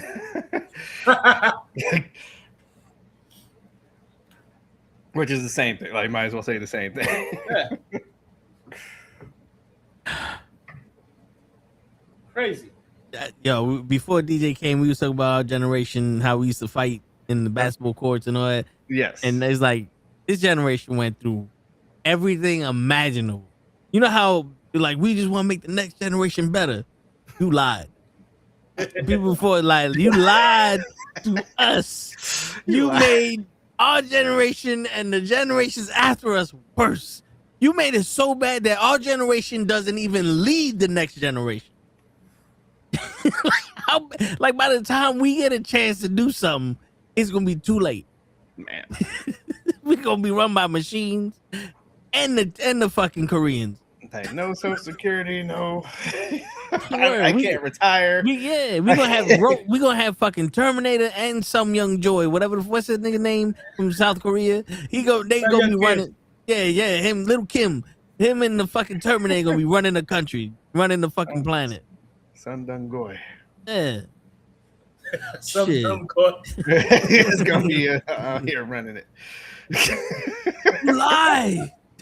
I must speak to the master. There is no master. Soul brother number one. I'll show you. Soul brother number one. All right. I'll show you. Look, I'll show you.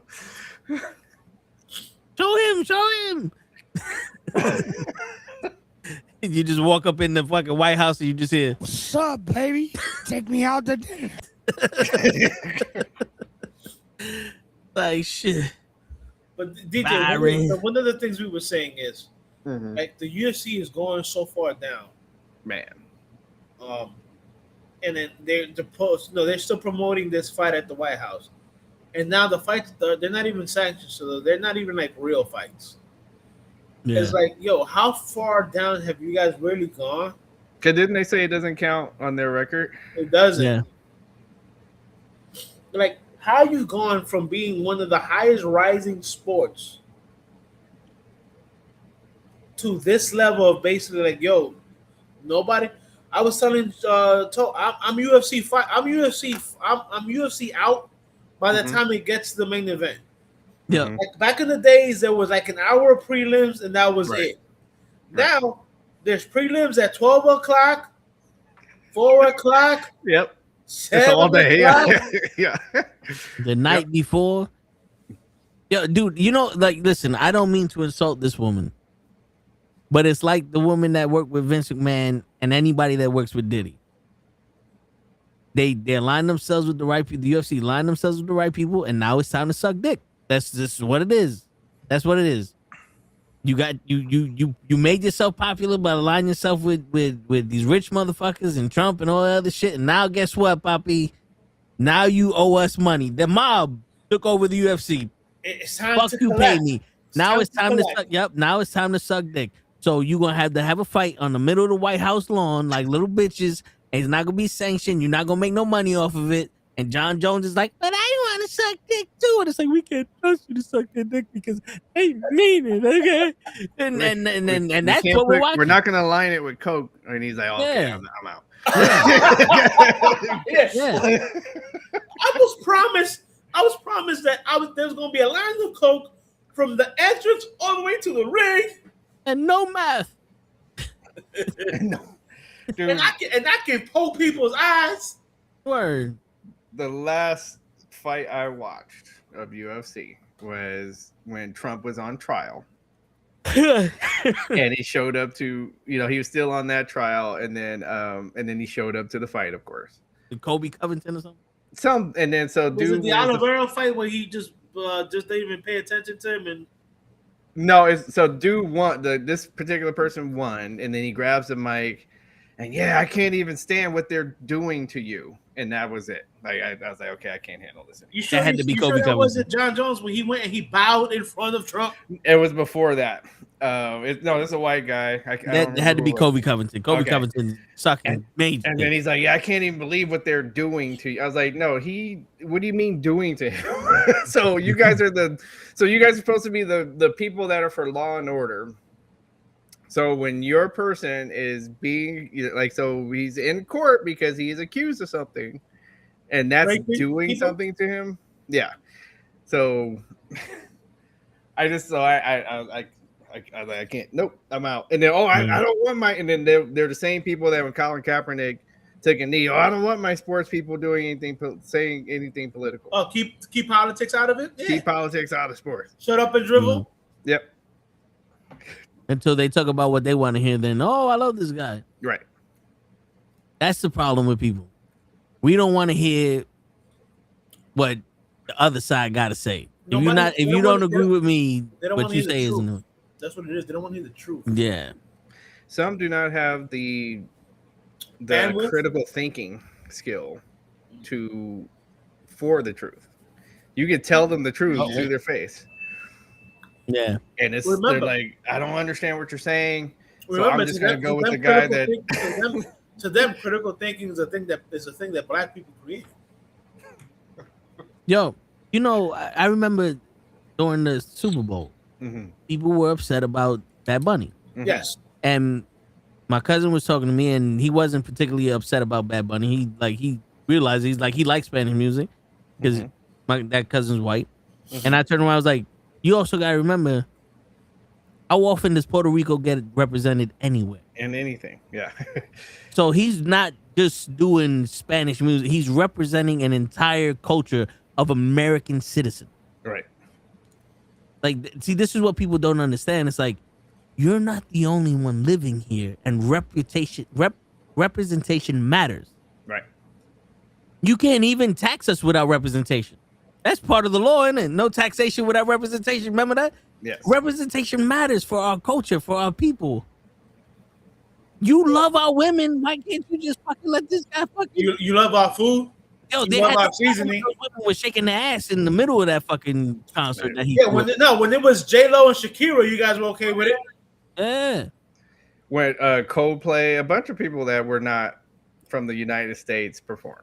And this man is from the United States. YouTube. Yeah. When YouTube did it, you guys were okay with it. Right. Tom Petty. You can go down the list. The Rolling Stones are not Isn't American. Rihanna fucking Okay. What's that? Isn't Rihanna is not American. Yeah. So it's just like but those were okay. And then again, the thing with Spanish, I was just like, okay, do you really want to count how many people speak Spanish in this country and how many people speak English? Do you really want to have that head count? I think you're gonna get your feelings hurt. I told somebody, I said, you know that the two most spoken languages in the world is Chinese and Spanish. And It's they're just us. Like we're the they're only, like- like we don't go to school here. That's Yeah. the problem. Everybody else speaks 3 languages. When you go to travel, when you go to pretty much any other country, they speak three languages. Yeah. And we're struggling. Some people are struggling with the one language that most people speak here. yeah, usually those red states. Okay, the president of the United States has a vocabulary of a 4th grader. So this is a very, very good thing. And we're gonna he sounds like Commandant Lassard from Police Academy to me. Tell me I'm gonna tell you. Have I lied? Have I lied yet? Yo, you know what, DJ? You just to me, and I know this is not the politically correct word to use, but to me, he's always sounded like a fucking retard. And Right. I think in this case, nobody's and nobody's going to come after you. And to tell you the truth, I think that if I called him a retard, I would offend the people who are I'm sorry for people that are actually challenged. who actually have issues. Yes, I'm because those people are actually pretty damn bright. If you've ever worked with them, Yeah, but I hope they know there's a difference between the way we use retard and the way that retard was normally meant for. It's Right. not for people that have special needs. No, Retard to us means you fucking stupider than stupid. correct. Yeah. Like it's almost like faggot. It don't Right. mean gay no more. It's just the extra insult besides motherfucker. Like motherfucker, and then like that's just the next level up. So It that's don't have a meaning so but now to you're hurt. talking about Not JD for Vance. nothing, I was using. You know what I'm saying? I had to start using because I was calling just people idiots and stupid, and my comments were getting flagged. I literally had to say you are educationally challenged. And I remember somebody replied, they're like, "Oh, what does that mean?" And I'm like, Exactly. You're proving my point for me. and I said, I literally said, here's how I did it. I literally spelled out "you are stupid," but after every letter I put a dot on it. Right. Stu, S, period. Or I like saying to people, these comments you have some very smooth brain comments, and I like seeing people that cannot figure that out. Like what what your problem is if you have a smooth brain. Like that's the part that makes me laugh. I'm like, what do you mean a smooth brain? You're proving my How they point for say, me. "Oh, I'm just gonna back out of this now. what's And let people clown what's you. the saying that you've been chasing wisdom and wisdom has been outrunning you?" like, yeah, you might be chasing intelligence, but the intelligence just keeps It's outrunning. whooping that ass. Like you are the coyote and Right. intelligence is the roadrunner. Yeah. You pulling the string, but there's no light bulb in the socket. Bro, Shit. I'm going I'm logging off. I'm going. it really is bad. I'll just be sitting and I'm like, and it's funny too because I even have some family members that be putting stuff, and I'll be like, "Did you Google that before you even think about posting?" No, they did not. Yo, bro, y'all seen some of the comments I be showing y'all. Yeah, Because I be asking y'all, like, am I stupid? What the fuck is this Tell nigga me saying? if I'm. Yeah, I have to do that too. Like, wait, maybe I'm the one that's. Yeah, like, am I the dumb one here that don't understand what he's saying, or does nobody understand what he's saying? Because I remember I asked somebody. I said, "I'm sorry, but can you explain this to me?" And the person looked at me and was like, "Unfortunately, I'm not dumb enough to understand how dumb this person is." So, and somebody goes, "So you calling me dumb?" And I'm like, "No, I'm asking if you understand this because I don't understand how stupid you can fucking be." word. Like the TSA thing right now. Like, Yes. oh, they're showing the lines coming out of the airport, and this is Democrats' fault. I was like, okay. I was like, so who's the president? What party is he with? Okay. What about the Senate?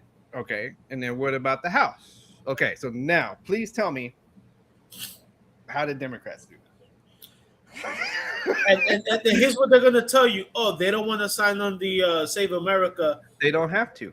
And I'm You like, have a majority. and here's what I told them. I said, "Okay, well, look it up. You know how many bills Republicans, how many bills the Democrats have has presented to fund TSA, Exactly. and the Republicans have shut. Oh no, none. I'm gonna look it up. There's been 7 times that the Republicans have shot down a bill by the Democrats for the TS agents can be paid. Paid. Yep. I'll wait. As I said, it's a real quick Google search. Yep. I go, yes, so Google, that thing you use when you want to Google if you can get married to your cousin. Or you can ask chat. You can ask whoever is living in your phone. You know what the crazy shit is? They were all telling you answers to this. Yeah. The crazy shit is some cities have a little building you can go to, and they have books inside there. And in those books has information. And with that information, you can learn shit. Stop right there. Those books don't have any pictures, Toe. That's what it is. That's what it is. Motherfucker. Those motherfuckers. Listen, I'll tell people this straight out. I say, when you grew up in you grew up in the 80s? Well, there was a show called Conjunction Junction. Schoolhouse Rock. Huh? Schoolhouse Rock. Schoolhouse Rock. Yeah. I'm like, yeah. I say that's a cartoon. I go, you can go watch it now. It'll explain everything In a song. It's catchy too. Yeah, it's catchy. Right. That's how I learned my times tables was watching the math episode. It explains how a bill. Yes, I'm just a bill sitting on Capitol Hill. And then they go through the whole thing. Right. You know what's crazy? Kids nowadays don't have this because they have laptops. Mm-hmm. But remember composition notebooks? Yes. 5,280 feet is a mile. You know how I know that? Because I was bored in school and I read the back of the composition notebook. Yeah. I was so bored in school, I had to go figure out to learn some shit on my own. Bro, here's the crazy. It's like even bored, you learn something. You go in the back, they had the times tables and all that other shit. Yep. Here's the craziest thing that I heard.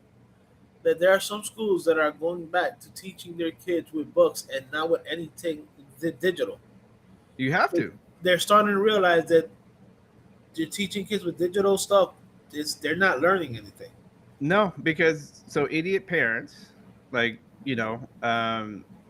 anybody folks that are with us, if you're about to have a child, do not give that child a tablet. No. Okay. Like maybe when they're about 11, 12, they might be ready. But before then, it should be books, toys. They can watch TV with you, a few hours of video games, not a tablet. Because at least even the video games build up their hand-eye coordination. Correct. So I'm a proponent of letting kids play video for a time limit. Play video games. So and then outside, then go outside. You need to go outside. Put your play clothes on. Yeah. Or what sport do you want to play? Or something like that. But we're going outside. Right. And you'll be all right, but not a tablet. I don't care what kind. I see people at restaurants. Get a kid 3 blocks while you're sitting there at your table. They'll be. Not for nothing. I know I'm old. I'm old. But I remember when you go to a restaurant, the restaurant would give a kid some crayons. Yep. And the thing, and they still do. That they had that they little. They still do that. Yeah, they still do it. Yeah. So they had the little paper menu. Order off the menu. Yeah. Let the kid use their freaking imagination in mind, or I know it's a weird concept, the imagination. Or you had to sit there and look at people. That's another, but you had to shut your mouth, right? You couldn't be in there hollering and throwing silverware all over. Not for nothing. Bro, I would tell people straight out, I said, you know what? You want to put on my tablet? That's fine. Go on YouTube and find the Reading Rainbow fucking shit. Let them watch Reading Rainbow. Well, now they have what's her name? Miss Randa, Miss Robin. Yeah, Miss Rachel. There you go. Yeah. She's teaching them sign language and Korean and all that other shit. Yep. And still in my head, I'm like, okay, but still, you should be there with your child. If she's teaching them some shit that you don't even know, you should be there watching it too. You're not for nothing, because I don't know sign language. So if my kid decides, I'm like, the fuck are you saying? And you telling me that? Well, that's why you gotta watch Meet the Fuckers. Yeah, you know what I'm saying? Oh, and That's cool. and on HBO, that show with Jason Bateman. Yeah. That they're doing they're doing sign language in there too. So yeah, it's an interesting show. I mean, look, you can't just give your kid the tablet and be like, "Oh, go watch fucking YouTube and whatever." No. Dude, I'm telling you now. And listen, I was talking to somebody. They're telling me their childhood, and this is where I was conflicted because I even told this the whole. I'm like, my childhood was, you can't go nowhere, and I was yelled at by everybody. My mom came out screaming one day. It was a summer day. It was like 94 degrees. We're playing football. She literally came out the house screaming at the top of her lungs, and we're like, "What the fuck happened?" And she's yelling at me. And I'm like, "What the fuck did I do?" Some kid died of heat stroke in Texas, and she yelled at me for playing football outside.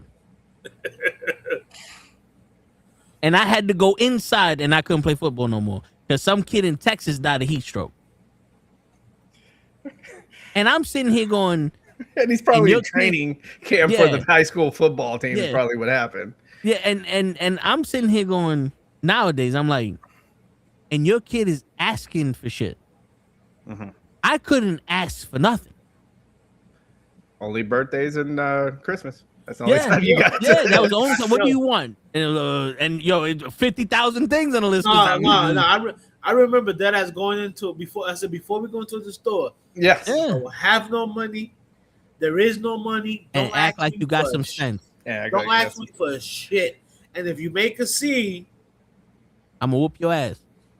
I said I'm gonna whoop your ass here. Then when we get home, I'm gonna whoop your ass again. Then I'm gonna tell you. I only had one. Like the only thing I got to pick was the cereal, and that's it. Yeah. And if it was too sugary, they'll tell you no. Pick another one. Yo, dude, you know what the crazy shit was? Everybody loved Fruit Loops and chocolate. Like my brother loves Cocoa Puffs and all that. Yes. I only ate Cheerios and Rice Krispies because I didn't have a choice. So my choice was the two that she picked. And I was like, these are my favorite. I ain't never had nothing else. I tried Fruit Loops. I'm like, yo, this shit tastes good, but I'll stick to my Rice Krispies. Oh wow. So you missed out on Apple Jacks? Yeah, like to be honest, I didn't Apple Jacks. I didn't have Cinnamon Toast Crunch until like I was doing summer camp. Oh damn! And even then, I was like, "This tastes good," but nah, I'm gonna keep the. To me, it felt like Cinnamon Toast Crunch was too expensive for me, so I had to go back to Rice Krispies and Cheerios. This is too good. Yeah, I'm like, if I want to spice it up, I gotta chop up some bananas and put that in the Cheerios. You telling me you never fucked up the roof of your mouth eating Captain Crunch? No. Like, be honest with you, I don't think I've ever had Captain Crunch. Bro, you need to go have Captain Crunch right now. I'm about to say you need to. No, you. That's like not seeing Last Dragon. No, yeah, dude. To be honest with you, like you see, I'm a big boy. I can eat, but I was very limited palate. This will go on your palate. like I said, the only like Hutch said, you need to let it sit for a minute or it's gonna fuck up the roof of your mouth. Yeah. But other than that, though, you're gonna like you saw the first scene of Friday, okay, where he poured the whole fucking box into the bowl. Yeah. That's what's gonna end up happening. Okay, that's how good Captain Crunch is. Yeah. If they said right now, like breaking news, we found out that the makers of Captain Crunch have been putting crack into Captain Crunch, I'd be like, that's what it is. I knew it. It wouldn't even. Yeah. No one know y'all so skinny and my ass is big. I was eating Cheerios. Bro, all you getting is carbs. Bro, not for nothing.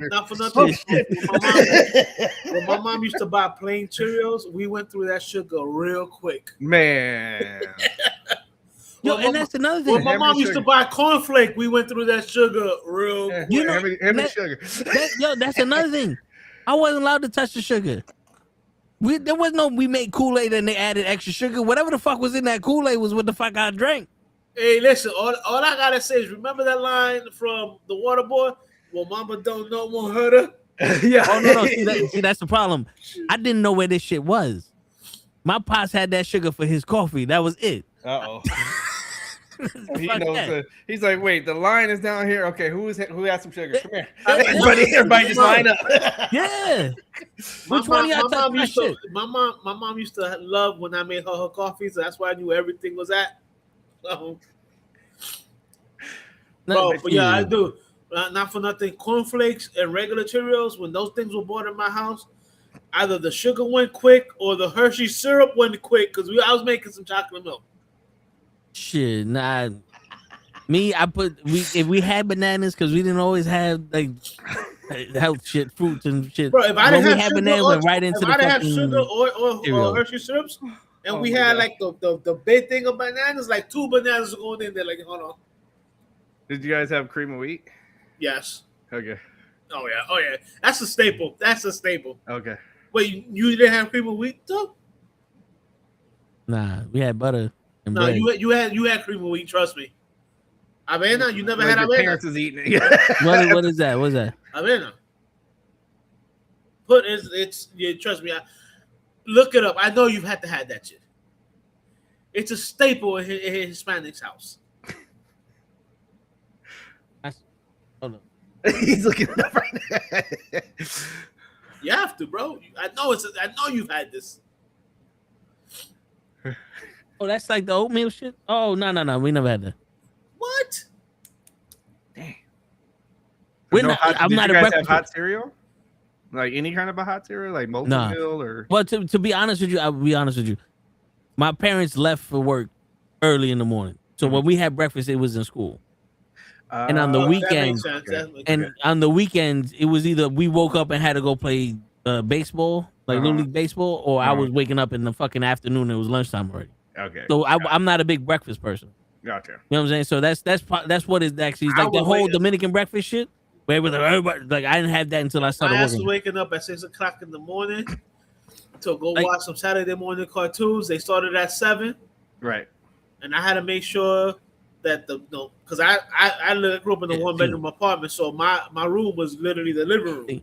So I made sure the room was. I woke up early to make sure my living room was clean, so I can sit down and eat and watch Saturday morning cartoons that started at 7 with a bowl of cereal. And before my mom said, "You watching TV? I hope the living room is clean." She walk in, the living room is clean. I'm like, I'm eating. You want to hear something crazy, Hutch? Most of the time, Saturday morning cartoons, what I had for breakfast was leftover dinner. Because I've heard brother, about that. Yeah, I've my heard brother such a picky eater, so like sometimes the pork chops is like 1 or 2 leftover. So in the morning, I heated up the pork chops and the white rice. I'm eating that. Right. Or the Chinese food. Like I wasn't letting none of that shit go to waste. Like, Yeah. mm-mm. No, I've seen people do that. Yeah. Yeah. And back in the day, Chinese food actually tastes good. Man, in that white box with the Damn. I don't with know the what wire happened. going across the top. Now for some reason the rice it just don't taste good no more. It don't like Because I would eat the not rice for by nothing, itself. Not for nothing. A lot of that rice is plastic rice now. Mm. Yeah, look it up. A lot of rice is being made with plastic.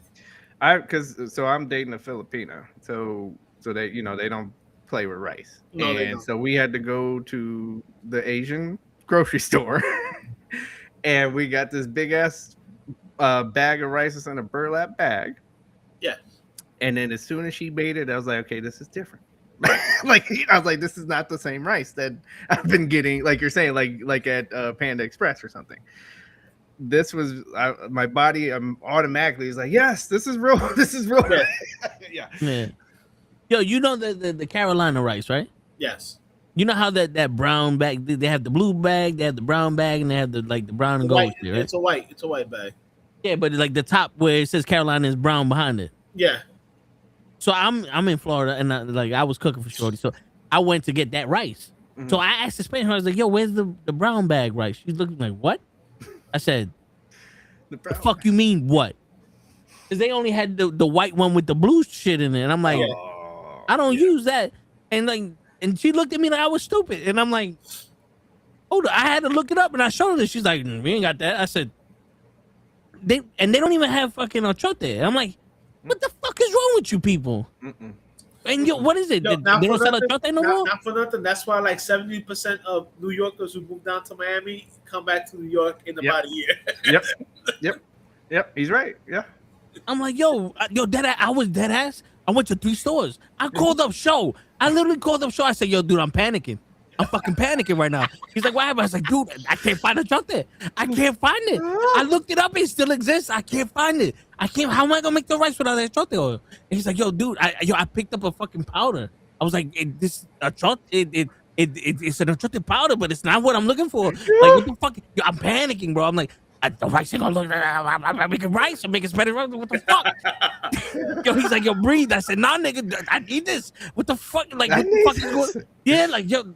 She gonna eat my rice. I'm like, oh, you fake, nigga? Like, nah. Like, I was taught by the gods how to make this rice. I need this. You're not a Latino. Yeah. My aunt makes rice like a fucking angel, and she taught me how to make it. I'm not gonna disrespect her by cooking rice for this girl, and it's not gonna be the rice that I know. And I'm like, you motherfuckers. Yo, and she's like, you gotta go to the special Spanish stores. I said, nah, there's a Spanish aisle. In all these stores that have all this, it's supposed to, I'm in the international section, and it's supposed to be the Spanish. No. They have everything else. Oh yeah, No. a lot of that rice you can get from the Chinese food place is plastic, bro. Because they went cheap. Yeah. That's why I stopped buying. Yeah, I've not eaten Chinese food in like months. No, that's one. I just make it. That's one. 2, I will eat Chinese food, feel mad bloated for like an hour, and then 2 hours later be mad hungry again. Yes, because that's the grease. Like the grease, like goes through you, Meanwhile, and then now you're really. Meanwhile, I walk up the block to my Spanish spot, or walk down the block for the Spanish spot. I eat Spanish food. I don't want to eat food for the rest of the day. Yo, bro. Yeah, it's the grease. The grease takes room, and then once it moves through, then it's like your body goes, and this is how much food you really ate, and then you go, oh shit, I'm hungry.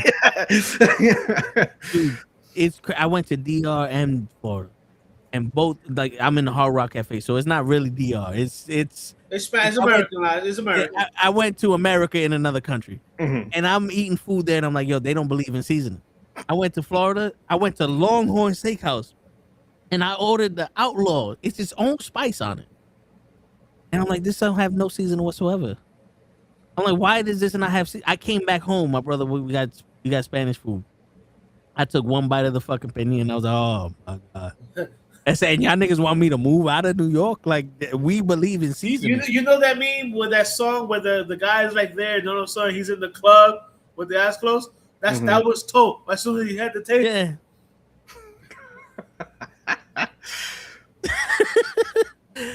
Like, not for nothing. This is what I tell people. Say, if I was starting a family, I probably would not be in New York because it's expensive to raise a family in New York. Shit, that's gonna be single in New York. I go, but dude, if I need a gallon of milk, I can go. I can leave my house at 3:00 in the morning and walk up the block to the 24-hour supermarket and just grab a gallon of milk. Everywhere else, I would have to get in a car to drive. That means I have to waste gas. So if I'm going there, I gotta buy more than just a gallon of milk. Yeah. That's 1. 2, everything closes between 12 and 2:00. Everywhere else but New York. Yo, bro, you ever heard of an Outback Steakhouse closing at 10? No. Yes. Dude, on a Saturday? I mean, we don't need DJ. That don't happen here. Dude, right now I can go to Outback Steakhouse and it's to be open. I was like, the Outback Steakhouse? That don't get popping until 2:00 in the morning. What the fuck are they talking about? 10 o'clock. What do you motherfuckers got homework to do? Bro. Like, what the fuck you mean? You fucking bro, you go to you go to Georgia, you go to you be like, yo, I'm gonna go to the Chick-fil-A at 8:00. Like, no, you're not. What do you mean I'm not? It's closing. Wait, what, at 8:00? Yeah. And it's not even open on Sunday to Chick-fil-A. Nope. Yo, like, wait, how does that shit close at 8:00? It's only 8:00. Yo, DJ, you probably see this more than I do. Or more than me and Hodge, but you ever see somebody with a very nice car, like it's customized? Like, I'm talking about this car. I saw it was like a pickup truck. It was lifted. It had like 24-inch rims. It was, white with baby blue lights everywhere. Right. To the nines. Like, the truck was beautiful. Right. You ever seen a car like that with a cornball driving it? Absolutely. In That fact, was one that's of- who's usually driving it. Dude, where that I was, live. Yeah. that was one of those motherfuckers driving that shit down the. We was in like a little fucking strip mall, and he Right. drove down the shit with his head out the window, and I just started laughing. Me and about 5 other people started laughing, but I laughed loud enough for him and his family to hear it back in Siberia, or wherever the fuck he was from, because he was playing that bing ding ding ding ding ding ding ding music shit. But I laughed loud, and I was like, "Look at this fucking cornball ass nigga," and he left. Wherever the fuck we was at, he left the fucking parking lot and he went home. But I'm Dude. like, wow, around here, when you got somebody like that, they keep the windows closed so you Right. can't see in it. So you don't see a cornball driver, you just see the car. The No, combo here comes you out when gotta he parks to go They home. try to be seen here. Everybody thinks they're a movie star. That's the true thing. Everybody thinks that I'm gonna get discovered. You know.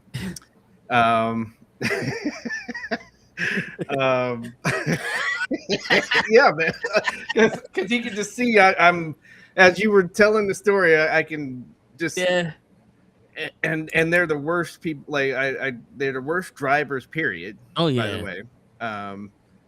And then yeah, like it's just an automatic thing when you see that F-150 lifted with lights on, like everything you just said. Some of them will have a literal like scrotum yeah, hanging on the back of it, and that's that's supposed to make you a real man, that you got a scrotum Yeah. hanging on the back of your truck. your truck got balls, but you don't. Ugh.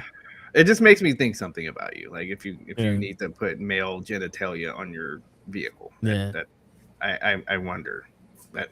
You were you in a mansion with baby oil as well? Word. You know, And, yeah, and I'm not immune to it, because when I had my third car, it was it was like my third car that I got. It was a Dodge Neon, nothing special, but I put it was a great car. I put orange Samurais on it, and I bought rims and I painted orange. I had orange underglow lights and a system in it. Mhm. And Okay, I was- Fast and Furious. yeah, no, that's what it was. And I was blasting music, blasting the Fast and the Furious shit, driving slow, because I wanted niggas to see me, because I'm blasting music. So my shit is. And then now I'm at Okay, the then stage Will where Smith going 2 Cars miles drive an by hour. with the Yeah, booming system. yeah, Cars yeah. drive by, do. Yep. Cars drive by with the booming system. yeah, that's how I was. Yep. So right now, Nah, I'm- he's driving 2 miles per hour, but everybody can see him. All right? Yes. Yeah, that's what it was. That's what it was. But now I'm driving and I'm like, I can't see the outside of my car. I can only see the inside of my car. So I want a nice system and the lights on the inside. I don't give a fuck how the outside look, because I don't want you looking at me no more. If I'm blasting music, I'm driving my own speed. I don't need you to hear my shit no more. I'm not trying to fucking have y'all bop or impress y'all with my shit. I'm just trying to vibe out now. And Listen, all I know is I need you just to have the handle on top, okay? oh, it does. My shit got the Your car now. Your car the now. safety for life handle. Yo, DJ, his car previously. Every time I would get it, I start doing this. I'm like, fuck, I don't have this shit. Dude, I had to swerve out of a wave of fucking skid plate that flew from the oncoming traffic into our lane, and Ray fucking grabbed the invisible holy shit handle and stood there for about 12 minutes holding on to nothing. And I'm like, yo, Ray, you can breathe now. There ain't nothing there. Yeah. It was like, you can breathe now. Because Well, you're- dude, I'm driving to Florida, and for some reason in Florida, the speed limit is 70. So that means Florida traffic is 4 112. lanes. Right. Yeah, lanes. yeah. So, but like that ass, I'm going 115, and I'm getting passed, Right. and these people can't Yeah. drive. So there was about 4 or 5 times that I almost got into a very bad wreck, but because my nervous system doesn't react like that, like I don't get I Right. just I swerve out of the way and I Right. keep moving. No one in the car knew we almost got into a fucking accident. At 115 miles an hour, everybody's chilling, and I'm like, whoop, whoop. Right. And I'm sitting there going, if I had my car down here, I would have got fucking arrested, bro. Man. I would have got arrested because I had a Corolla doing a 150. Imagine I got my fucking Mercedes down here. It'd have been over. It'd have been over, Hutch. Hutch, I came back, I hit 80 miles an hour, and I said, I gotta slow down. I gotta slow down. There's cops everywhere. They're looking for Everywhere. me. There's speed traps. I gotta remember, I'm in New York. You can't do this in New York. No, You can't do this in Florida. You can because they don't give a fuck. no, they don't. Here, they're looking for you. Right. They're looking for me specifically. Oh, It's yeah. been a while. When you was telling the story of your orange car, Yeah. and then what the realization you came to, that just reminded me of like when I used to see people when they had the spree wells. Oh yeah. Yes. And I just like, dude, you can't even see them though. You're sitting in this car. You paid $100,000 for these rims that you can't see. Yep. Those rims are a symbol of what your life is. It looks like you're going somewhere, but you're not. Mm-hmm. Word. Those Yeah. rims were more than most of the cars that I saw them on. Okay, Yeah. so that's how Yeah. I know that I was right. yeah. But I was thinking, okay, you're an idiot. Like, so just like people like, I'm sorry if you have a Cybertruck, I'm gonna say it. You're an idiot. Like, Yeah. that means I can sell it. And the reason why I say you're an idiot is because that means I can sell you anything. So this guy put this truck up on a stage and said, hey, this is gonna be the truck. It's bulletproof. Throws a rock through it. Whoosh. It's gonna be 50 grand. They selling it for 100 grand.